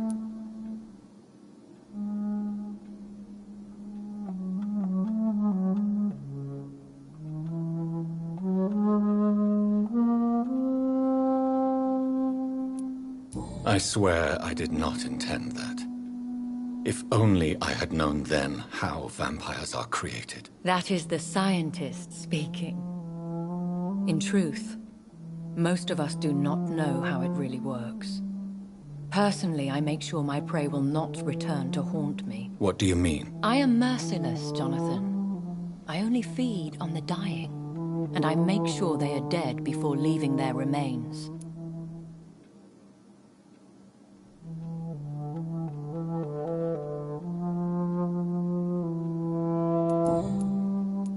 I came to the conclusion that my maker, whoever he might be, must be a powerful vampire.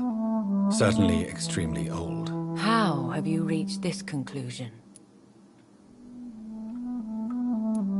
He is the only immortal I've seen appear in an ethereal form. His voice, his words seemed ancient. It was disturbing. I am afraid you are right. The simple fact that your blood made Mary such a strong Ekon proves that you must be of ancient lineage. I felt this power radiating like an aura every time he appeared. Most ancestral vampires of England were killed by the Guard of Priwen half a century ago. I wonder who your maker could be. You have no idea who he could be? Some of the ancient ones fled England. Some may still be in hiding. All I know is you, my friend, are a pawn in some secret and obscure game of chess.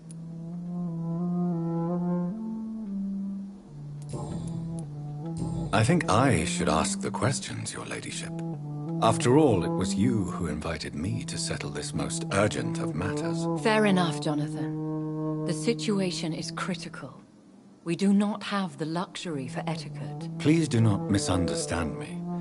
I would be delighted to discuss mundane matters and idle trivialities. If we survive the dark nights to come, we shall have all the time in the world to speak, you and I.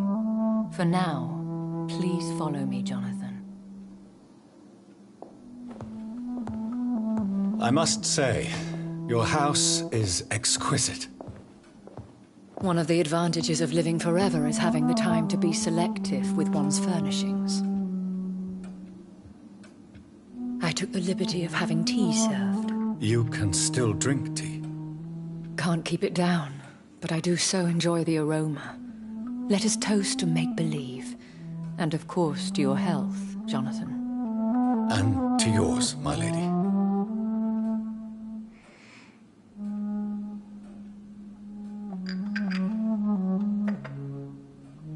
Please, call me Elizabeth.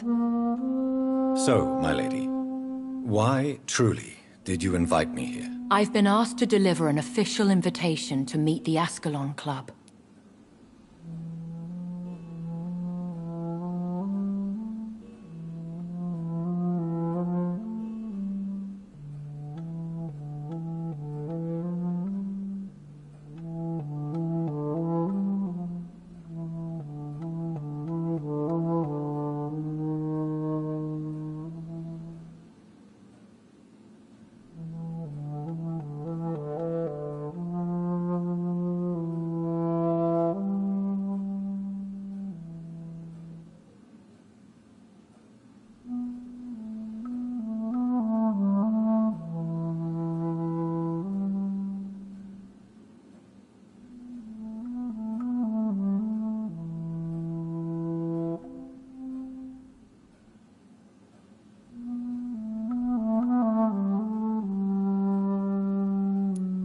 Who are they? Really? They are the embodiment of vampire law in Britain. Some say they influence the destiny of the Empire. Some believe they merely protect it.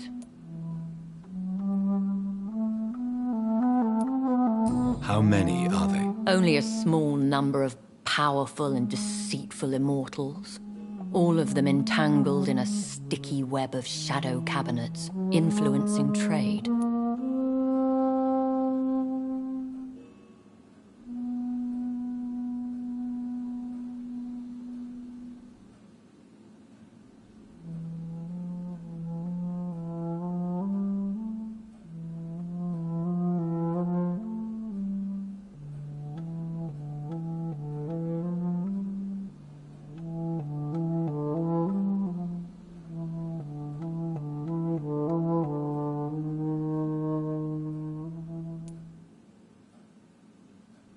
Will they fight the guard of Priwen? I doubt it. Fergal was Lord Redgrave's executioner forever and a day.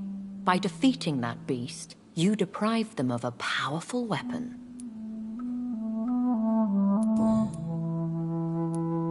Why use you to contact me? Because they know we are close.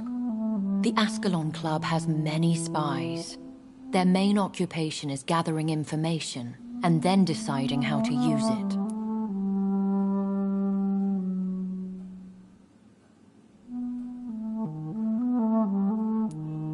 Have they threatened you in any way? Not at all.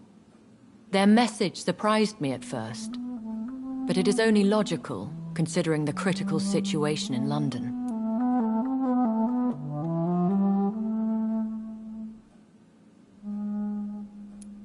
Why not ask for your help, since you are obviously a powerful and influential immortal yourself? You have to understand that I am invisible to the eyes of Ascalon, for I am a woman. That suits me well, as long as they leave me alone.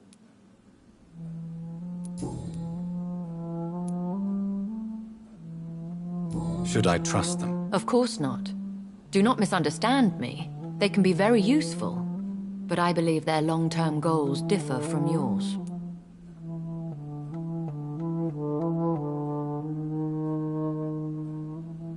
Why meet them then? Because nothing truly important can be achieved in this city without their consent. They could be powerful allies in this current situation.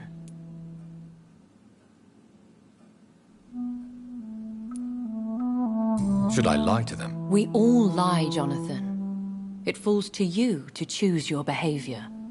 The most important rule is to show them due respect.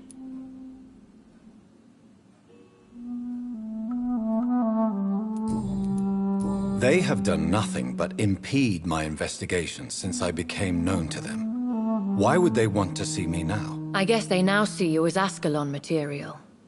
They must have found out what happened to your sister. Proof of the potent blood flowing through your veins. I'm not sure I can accept their invitation. I have seen their handiwork. How Fergal the Beast imposed the club's law. You have no choice, Jonathan. Even I would not openly defy Lord Redgrave, the chairman of the Ascalon Club. What can you tell me about Lord Redgrave? Who is he? Lord Redgrave is the founder and chairman of the Ascalon Club. Most mortals know him as the Earl of Bristol. He is rich and extremely influential. Have you met him? Only on rare occasions, for he never goes outside the club. And women are not awarded membership, even immortals. How old is he? How long has he been a vampire? Lord Redgrave claims to be the progeny of William Marshall, the most valiant knight who ever lived. If that is true, he could be very old. How powerful is his reach? The Ascalon Club may be the most influential secret society in England.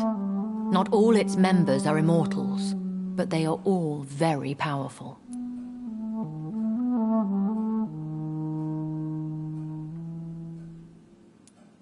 They are not all immortals.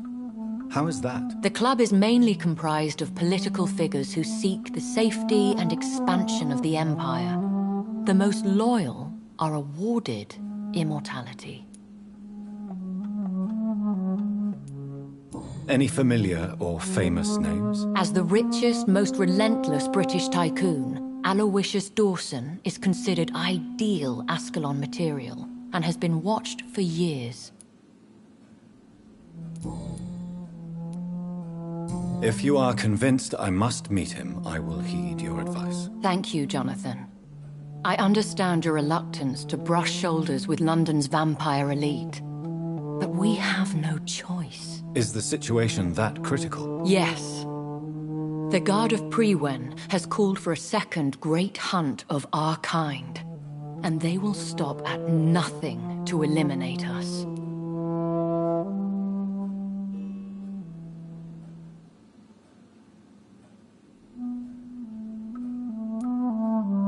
Will the Guard of Prewen and the Ascalon Club fight each other? I doubt it. If Prewen really launched a great hunt, I think most of the Ekons I know would flee the country to escape the bloodbath.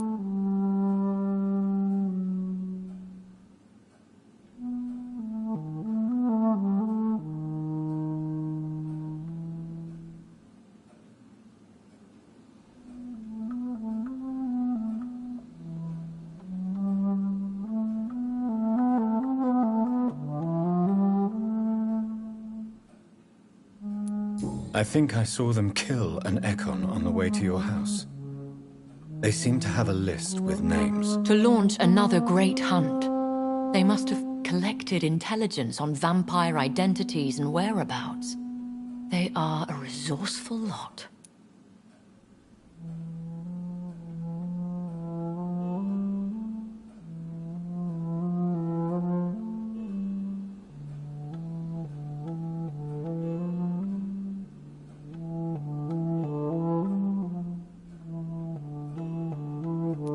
Should we fight back? I will not be hunted down like an animal again. I admire your courage, Jonathan. But the best way to fight them is to put an end to the epidemic. This is the only way to clear the air.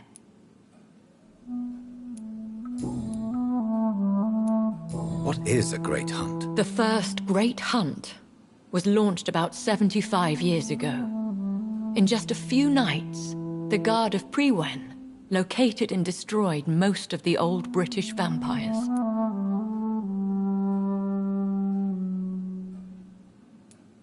Why start a second one? Prewen has always seen us immortals as a threat to mankind. My guess is they suspect one or more of us is the cause of the epidemic.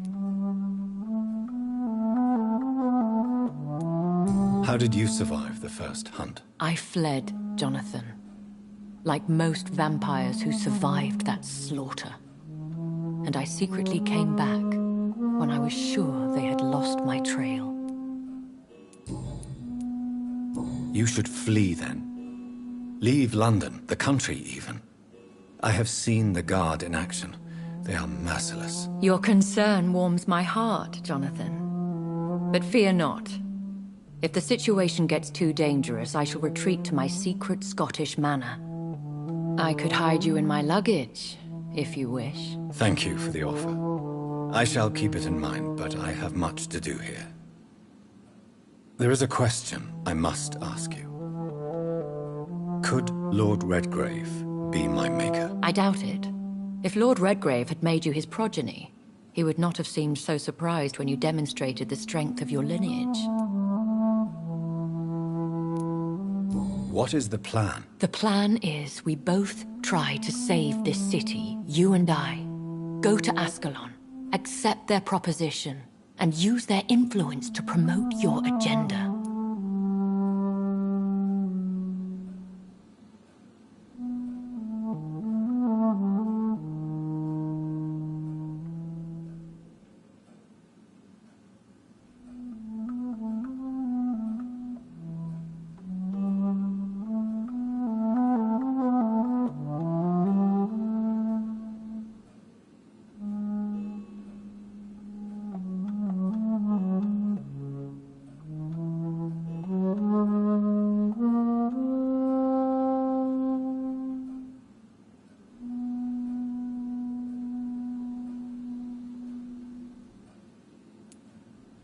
How can I save London? The epidemic is the priority. You must find its origin and put an end to it. This is the best way to solve the crisis. What will you do? I still have contacts and old friends in this town.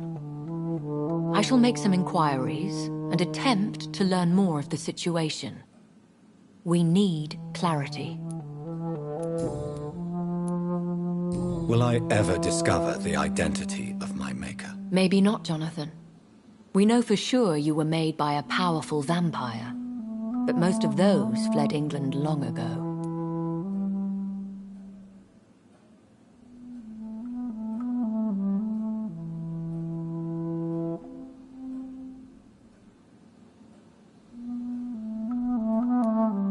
Please forgive my bluntness, but I have to ask. Was it you? Did you make me? Oh, Jonathan. I know you shall always have a gnawing doubt about who made you an immortal. But I swear, I had nothing to do with it. You have no idea at all? You seem to know so many things about the secrets of the vampire underworld. Even if I had my suspicions, I would not dare give you a name so soon. All I can say is this. I will make inquiries and keep you informed. One day soon, I will have to find the answer to this mystery. And I shall help you in your research, I promise. For now, you must go to the Ascalon Club and play their game. Will I see you again at the Pembroke Hospital? No, you will find me here if you need me. I shall conduct inquiries alone, and we can then share our discoveries. Will you not visit Pembroke again? No. I must remain discreet and avoid attracting attention to Pembroke Hospital for the time being. But how will you sustain yourself? I shall not, Jonathan. Fear not. I'm used to it. When will we meet again? As soon as you meet Lord Redgrave, I suppose. Fear not, my dear. I shall only be a heart's beat away.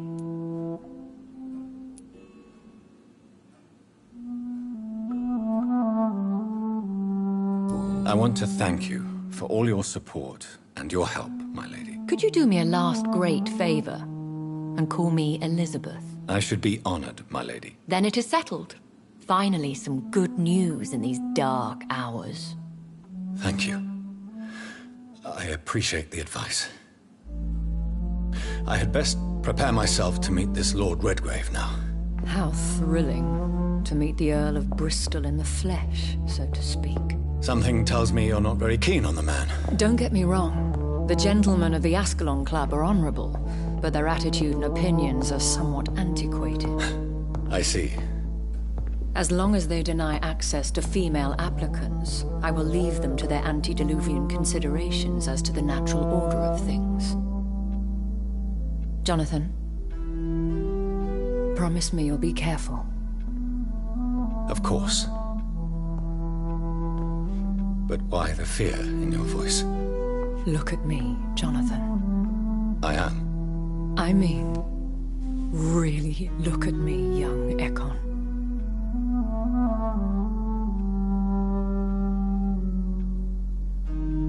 We may be deceptive by nature, but this heart of mine has always told the truth.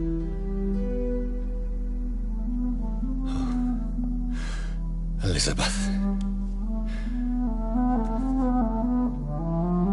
Go, my friend.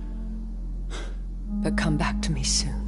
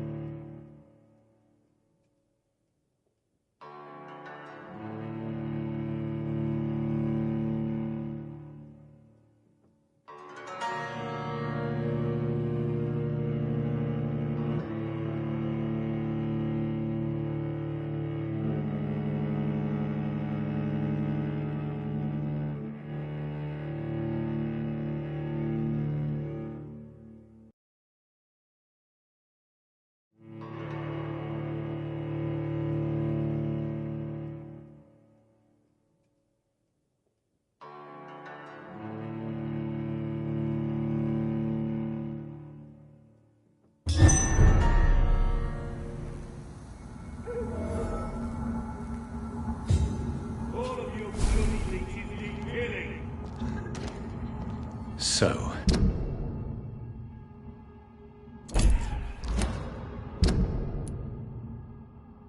Time to visit the Ascalon Club.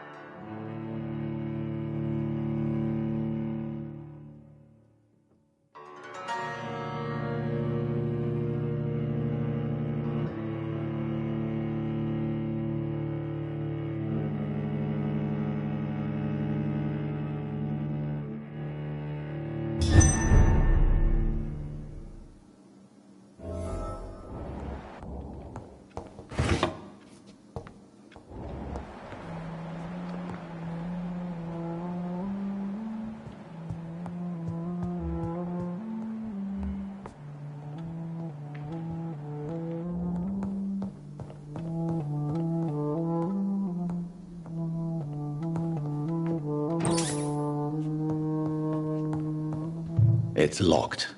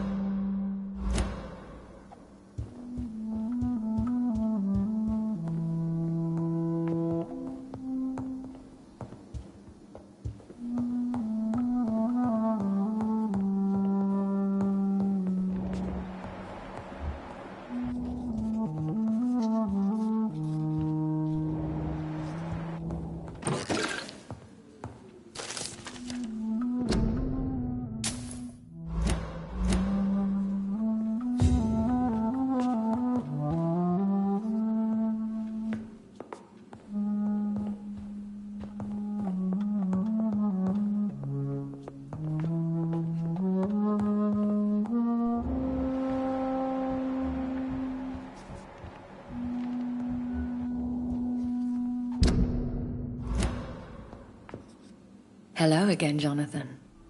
To what do I owe the pleasure of your visit? Sorry to disturb you again, but could you spare me a few minutes? Of course, my dear. Always a pleasure to speak with you. Concerning your investigation... Yes? Are you truly seeking to identify my maker? I cannot promise you anything, but yes. I am conducting some research of my own. Do you know if the epidemic has affected many people in the West End? I confess I've been more concerned by events in the East End. The wealthy have more efficient ways of dealing with infection. But this is no common epidemic. That is true. I must tell my daughter to stay at home for a few days. But the girl is stubborn and fiercely independent. Much like her mother. Do you think we shall ever see better days? Or at least, better nights? I know not, Jonathan. I have seen some horrid days in my long lifetime. Experience has taught me that one cannot outrun the fates. When all of this is over, the war and the epidemic, we could leave the city for a while. Travel around Europe, you and I. Traveling is always so complicated for us poor creatures of the night. But yes, I would be glad to travel the world with you, my dear. Will you tell me your story one day, Lady Ashbury? One of them, perhaps. I have had so many lives, Jonathan. Eternity may not be enough to relate them all. Goodbye, Elizabeth.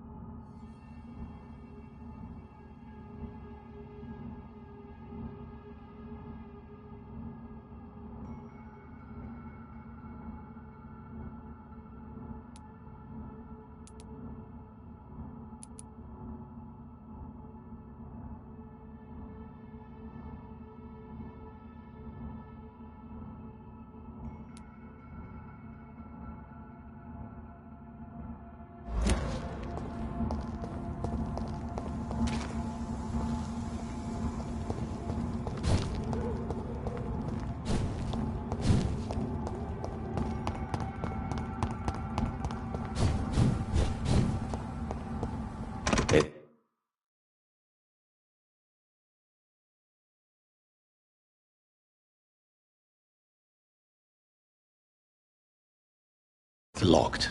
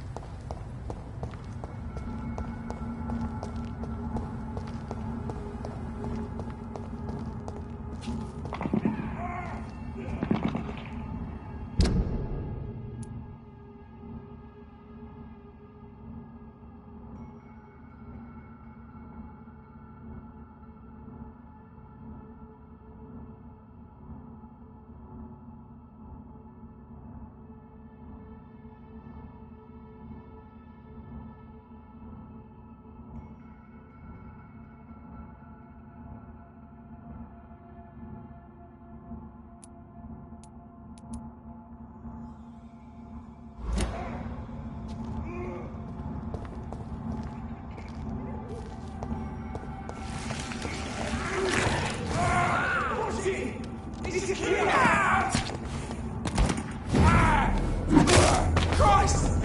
He's dead!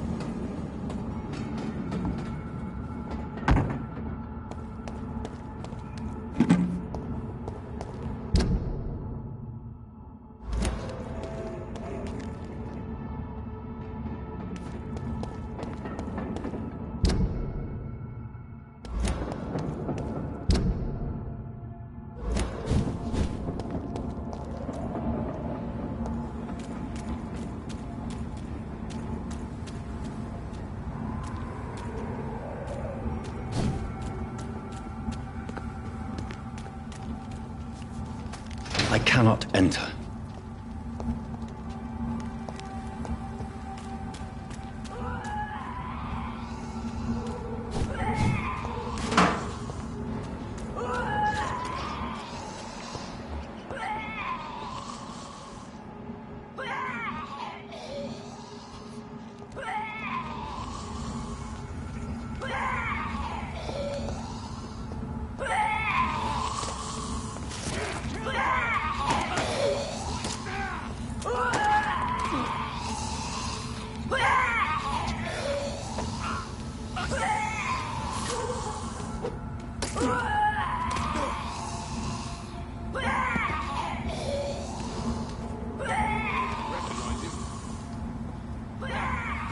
This one ain't on our list. Well, that's one less anyway. It'll make McCollum happy. That was the vampire I saw earlier. This war takes no prisoners.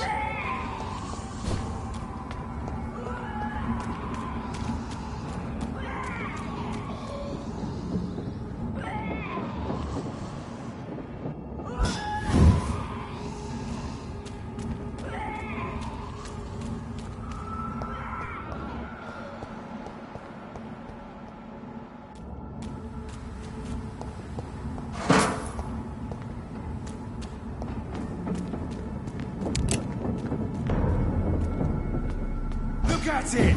Vicious bugger! Oh, Christ!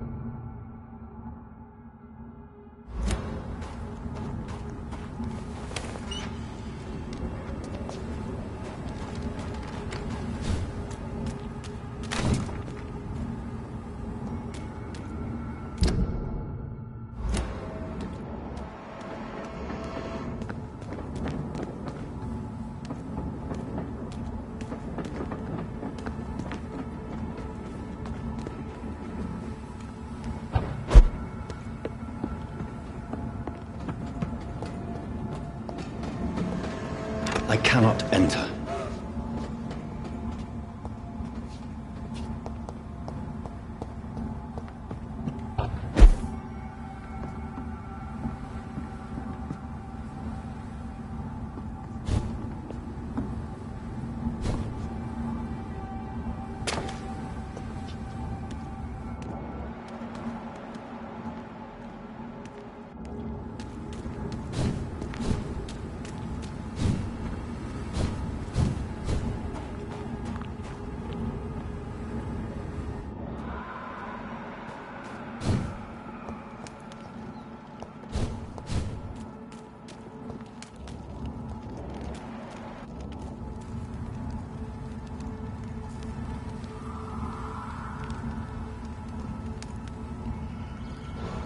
The West End. Never have I felt so sad to be back home.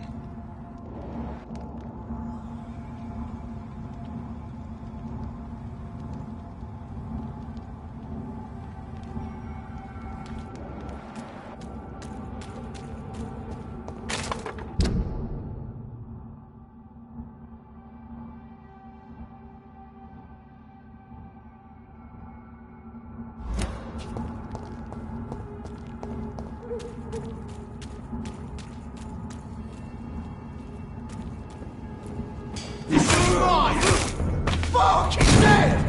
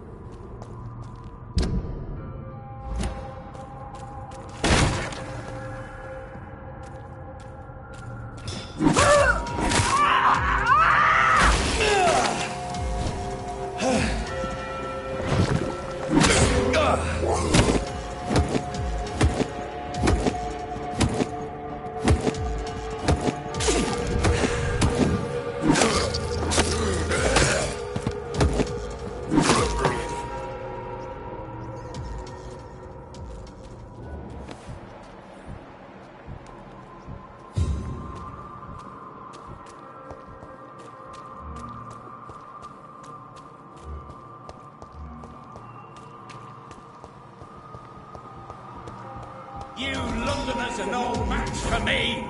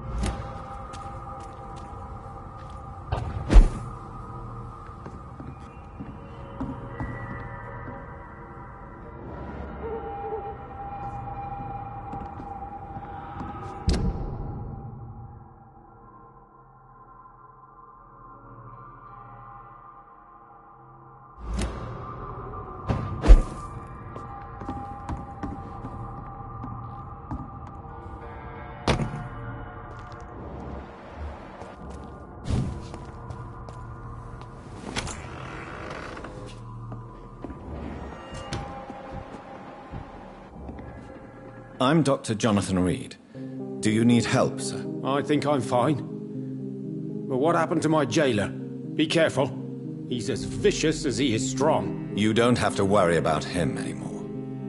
What happened here? I am Tadao Kimura.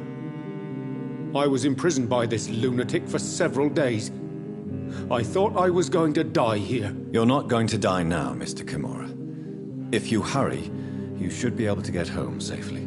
It seems that I owe you my life. You have all my gratitude, Dr. Reed, since it is the most precious thing I possess.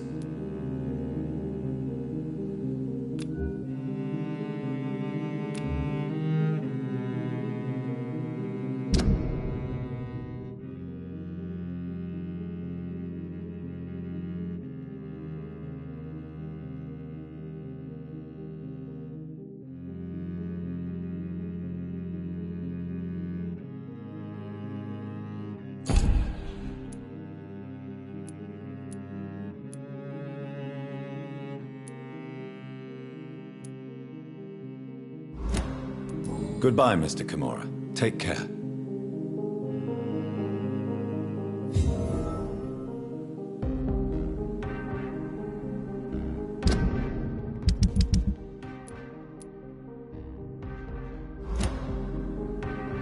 Are you Yes, I'm... Good.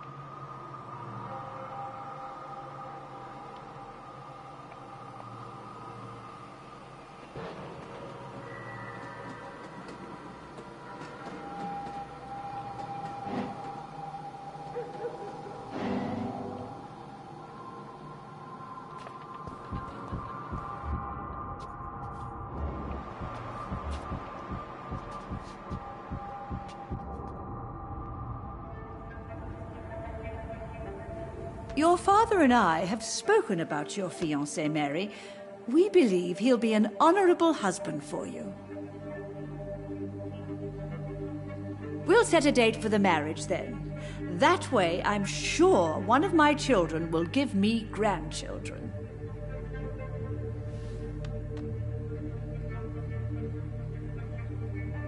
I understand your thirst for knowledge, Jonathan, and your father and I are proud of it. But you are not that young anymore, my son. When will I meet your soulmate?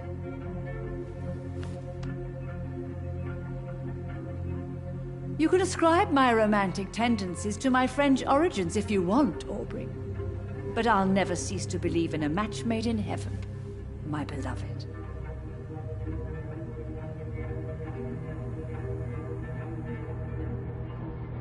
I really wish you could meet her, Mother. You would love her.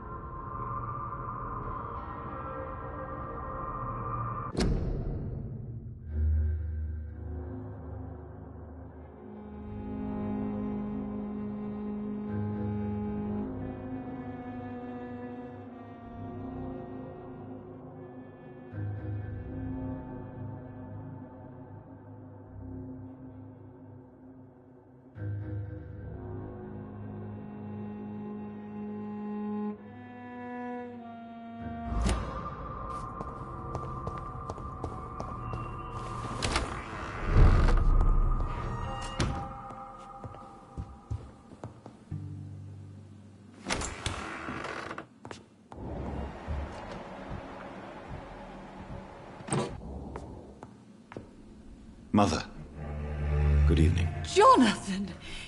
Is it you? Where have you been, my prodigal son? I'm right here, Mother. I'm finally home. Yes, for this son of mine was dead and is alive again. He was lost and now found. But where is your sister? Where is Mary? Mary? She is gone, Mother. I know she's gone. The question is, when will she return as you have? I miss my grandson so much. It's been days since their last visit.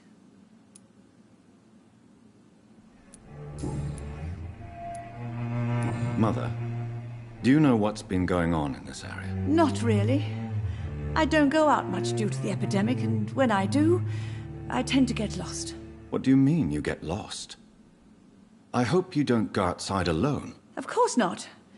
When I go out, your father always comes with me, but he leaves me there sometimes, and I have trouble finding the way back. Have you returned to Whitechapel Cemetery since Mary's funeral? I never want to go back to that awful place. Wait. I think I went back once. And you were there too. And Mary? No, that can't be true. It was just a bad dream, Mother. A nightmare, yes. Mary was so angry. I walked back home alone. If that kind policeman had not called Avery from the station, I don't know what would have happened.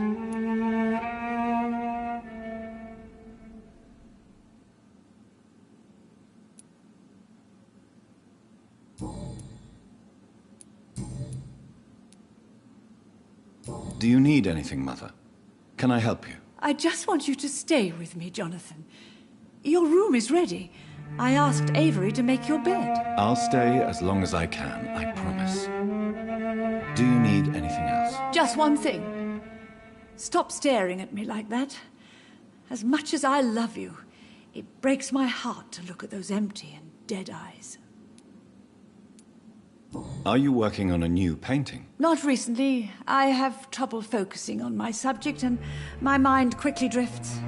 It's the same thing when I try to write poetry. I recently met a talented painter with an excellent technique. I wish you two could meet. I'm sure you'd like her. I'd be glad to meet her. What is her name? Is she famous? Is she dead too? She's not famous, and her name is of no importance. And yes, she is also dead. The important thing is, I hope you two get along. If she ever fancies meeting your mother, I'd be glad to welcome her into my home.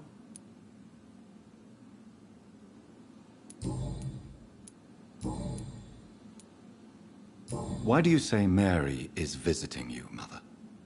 You know that's impossible. Why should it be? Are you not standing in front of me right now? Why should it be any different with your sister? But Mary really is dead, Mother. Yes. And are you not dead too?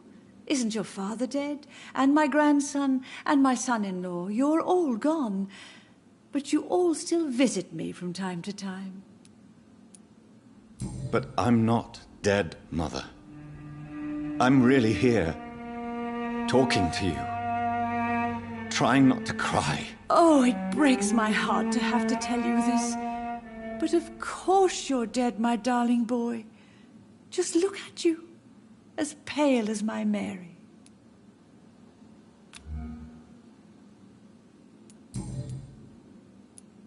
Do you really see Mary and Father? Do you also see me as one of the dead? Yes. For many years it was just a game. Since your father left us without a word, I took to the habit of speaking to him. Yes, I remember. I sometimes spied on you and listened to you talking with Father in the garden. It made me so angry then. But it was just a game, wasn't it? Yes, it was. But since then, my poor dead Mary visited me in my room. She led me to her grave, and there you were. I now know the dead can haunt us.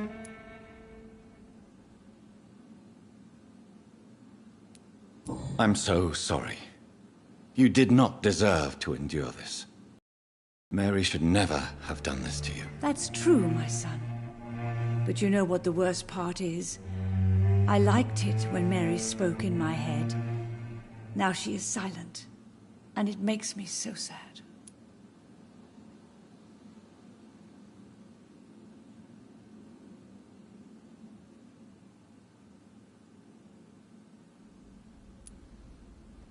Should I leave you alone? Just ask, and I swear you'll never hear from me again. Oh, no, Johnny. You're always welcome in this house. And one day, when I finally die, we'll all be together again, just as Mary promised us.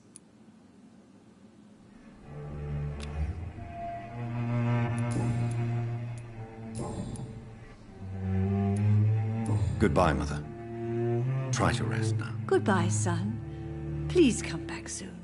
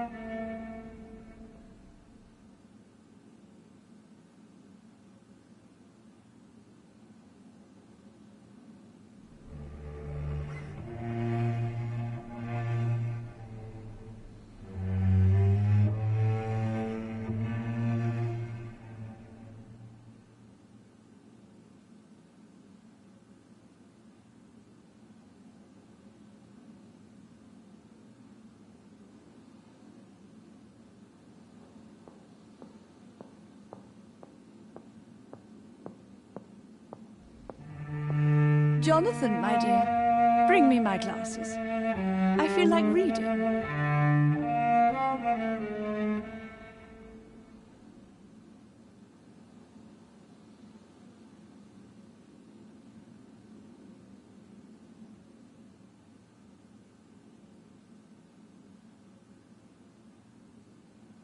Mary? Oh, my dear daughter. How are you tonight? How is your strength?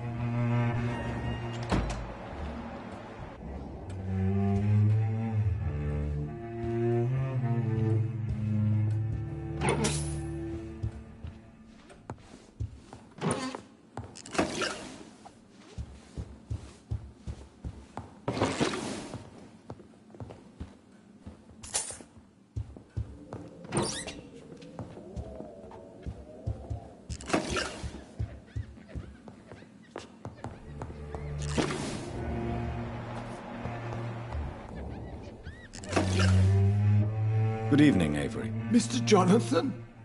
I can't believe my own eyes. Oh, it's a miracle. We all thought you were... Oh, sir, your poor sister. What a tragedy. I know, Avery. I know about my sister's murder. Miss Reed expected you to return to assist with the funeral, right up until the last minute. Where have you been, Mr. Jonathan? We needed you here.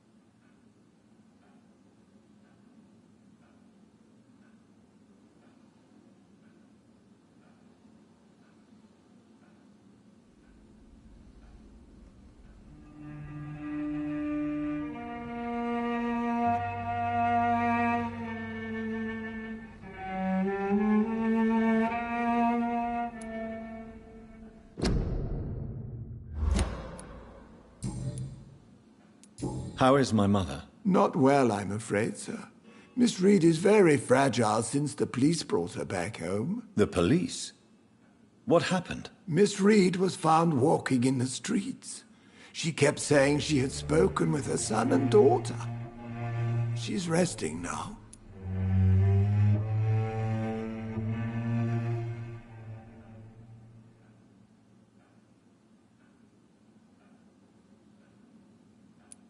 Has she received appropriate medical care? I'm taking care of Miss Reed myself. Hospitals are so overwhelmed by the epidemic that they can only accept patients infected by influenza.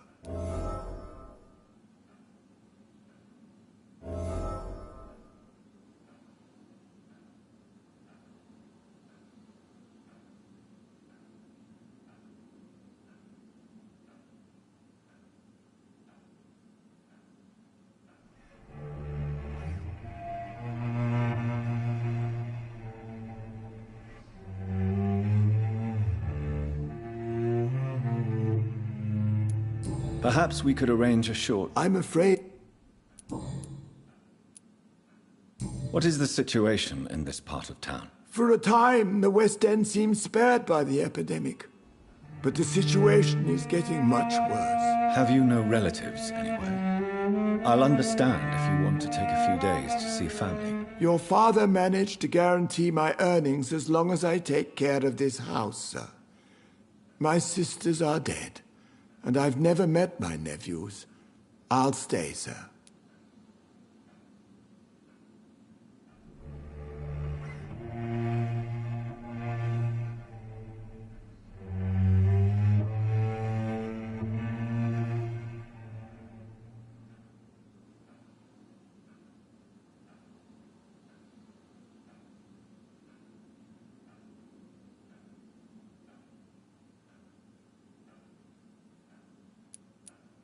I'm sorry I could not be here for Mary's funeral. Your mother was strong, sir.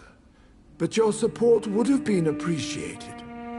Apart from the priest and I, no one else attended your sister's funeral. To be present at the funeral with you both was my dearest wish, Avery. But I'm sorry, I simply could not attend. I would not dare to question your absence, Mr. Jonathan. All I can say is that we missed you a great deal during these difficult days.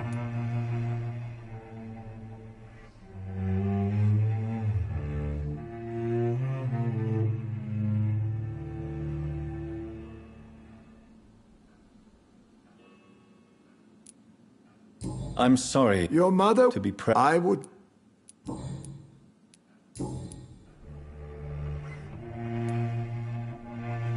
Do you know my mother speaks to the dead members of this family? Yes. I sometimes hear her speaking to you, Miss Mary, and her baby. Sometimes your father, too. So she thinks I'm also dead? And what about you? I believe she only sees her relatives as the dead she speaks to, Mr. Jonathan. It breaks my heart to see Miss Reed like that.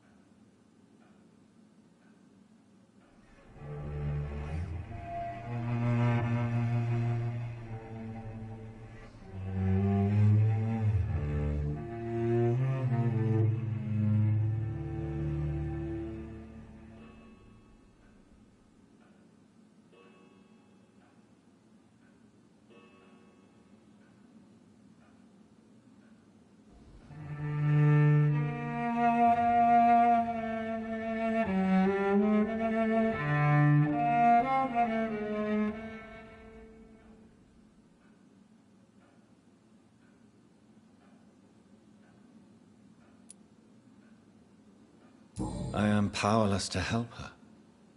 She thinks I'm a ghost, too. Whatever I say, she just sees me as another dead relative. But you are still alive, Mr. Jonathan. That's the difference. And I am sure Miss Reed will realize it soon. Tell me the truth, Avery.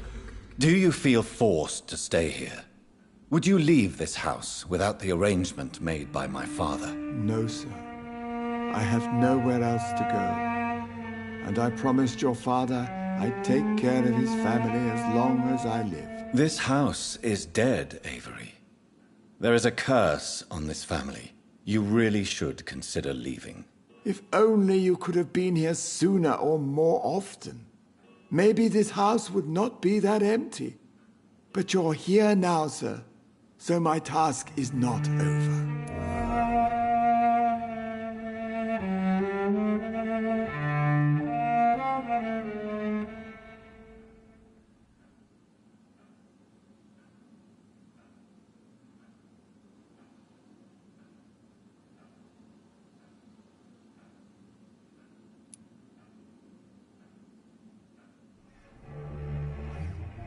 You have served this family extremely well, Avery. Your support during these terrible times is much appreciated. Then I will stay. All I ask is that you take care of my own funeral if I die before the end of the epidemic. No mass grave, please, sir.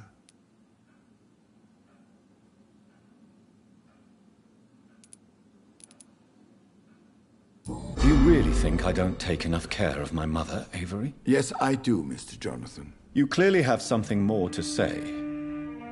Speak your mind, Avery. I know you work hard to help the sick, but what will you do once the epidemic is over?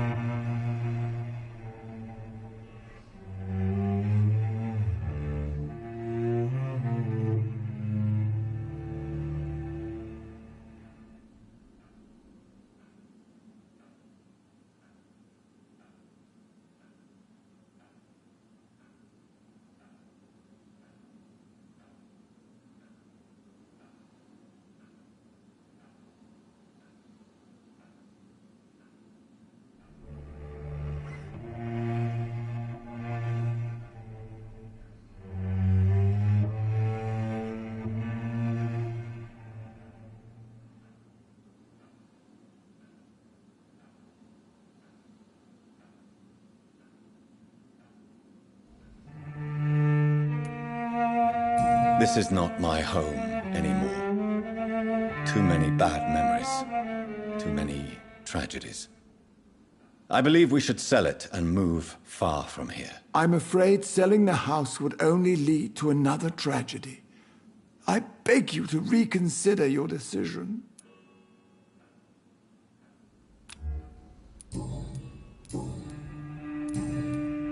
Goodbye, Avery. Please watch over my mother until I return. Of course, Mr. Jonathan. But please return as soon as possible.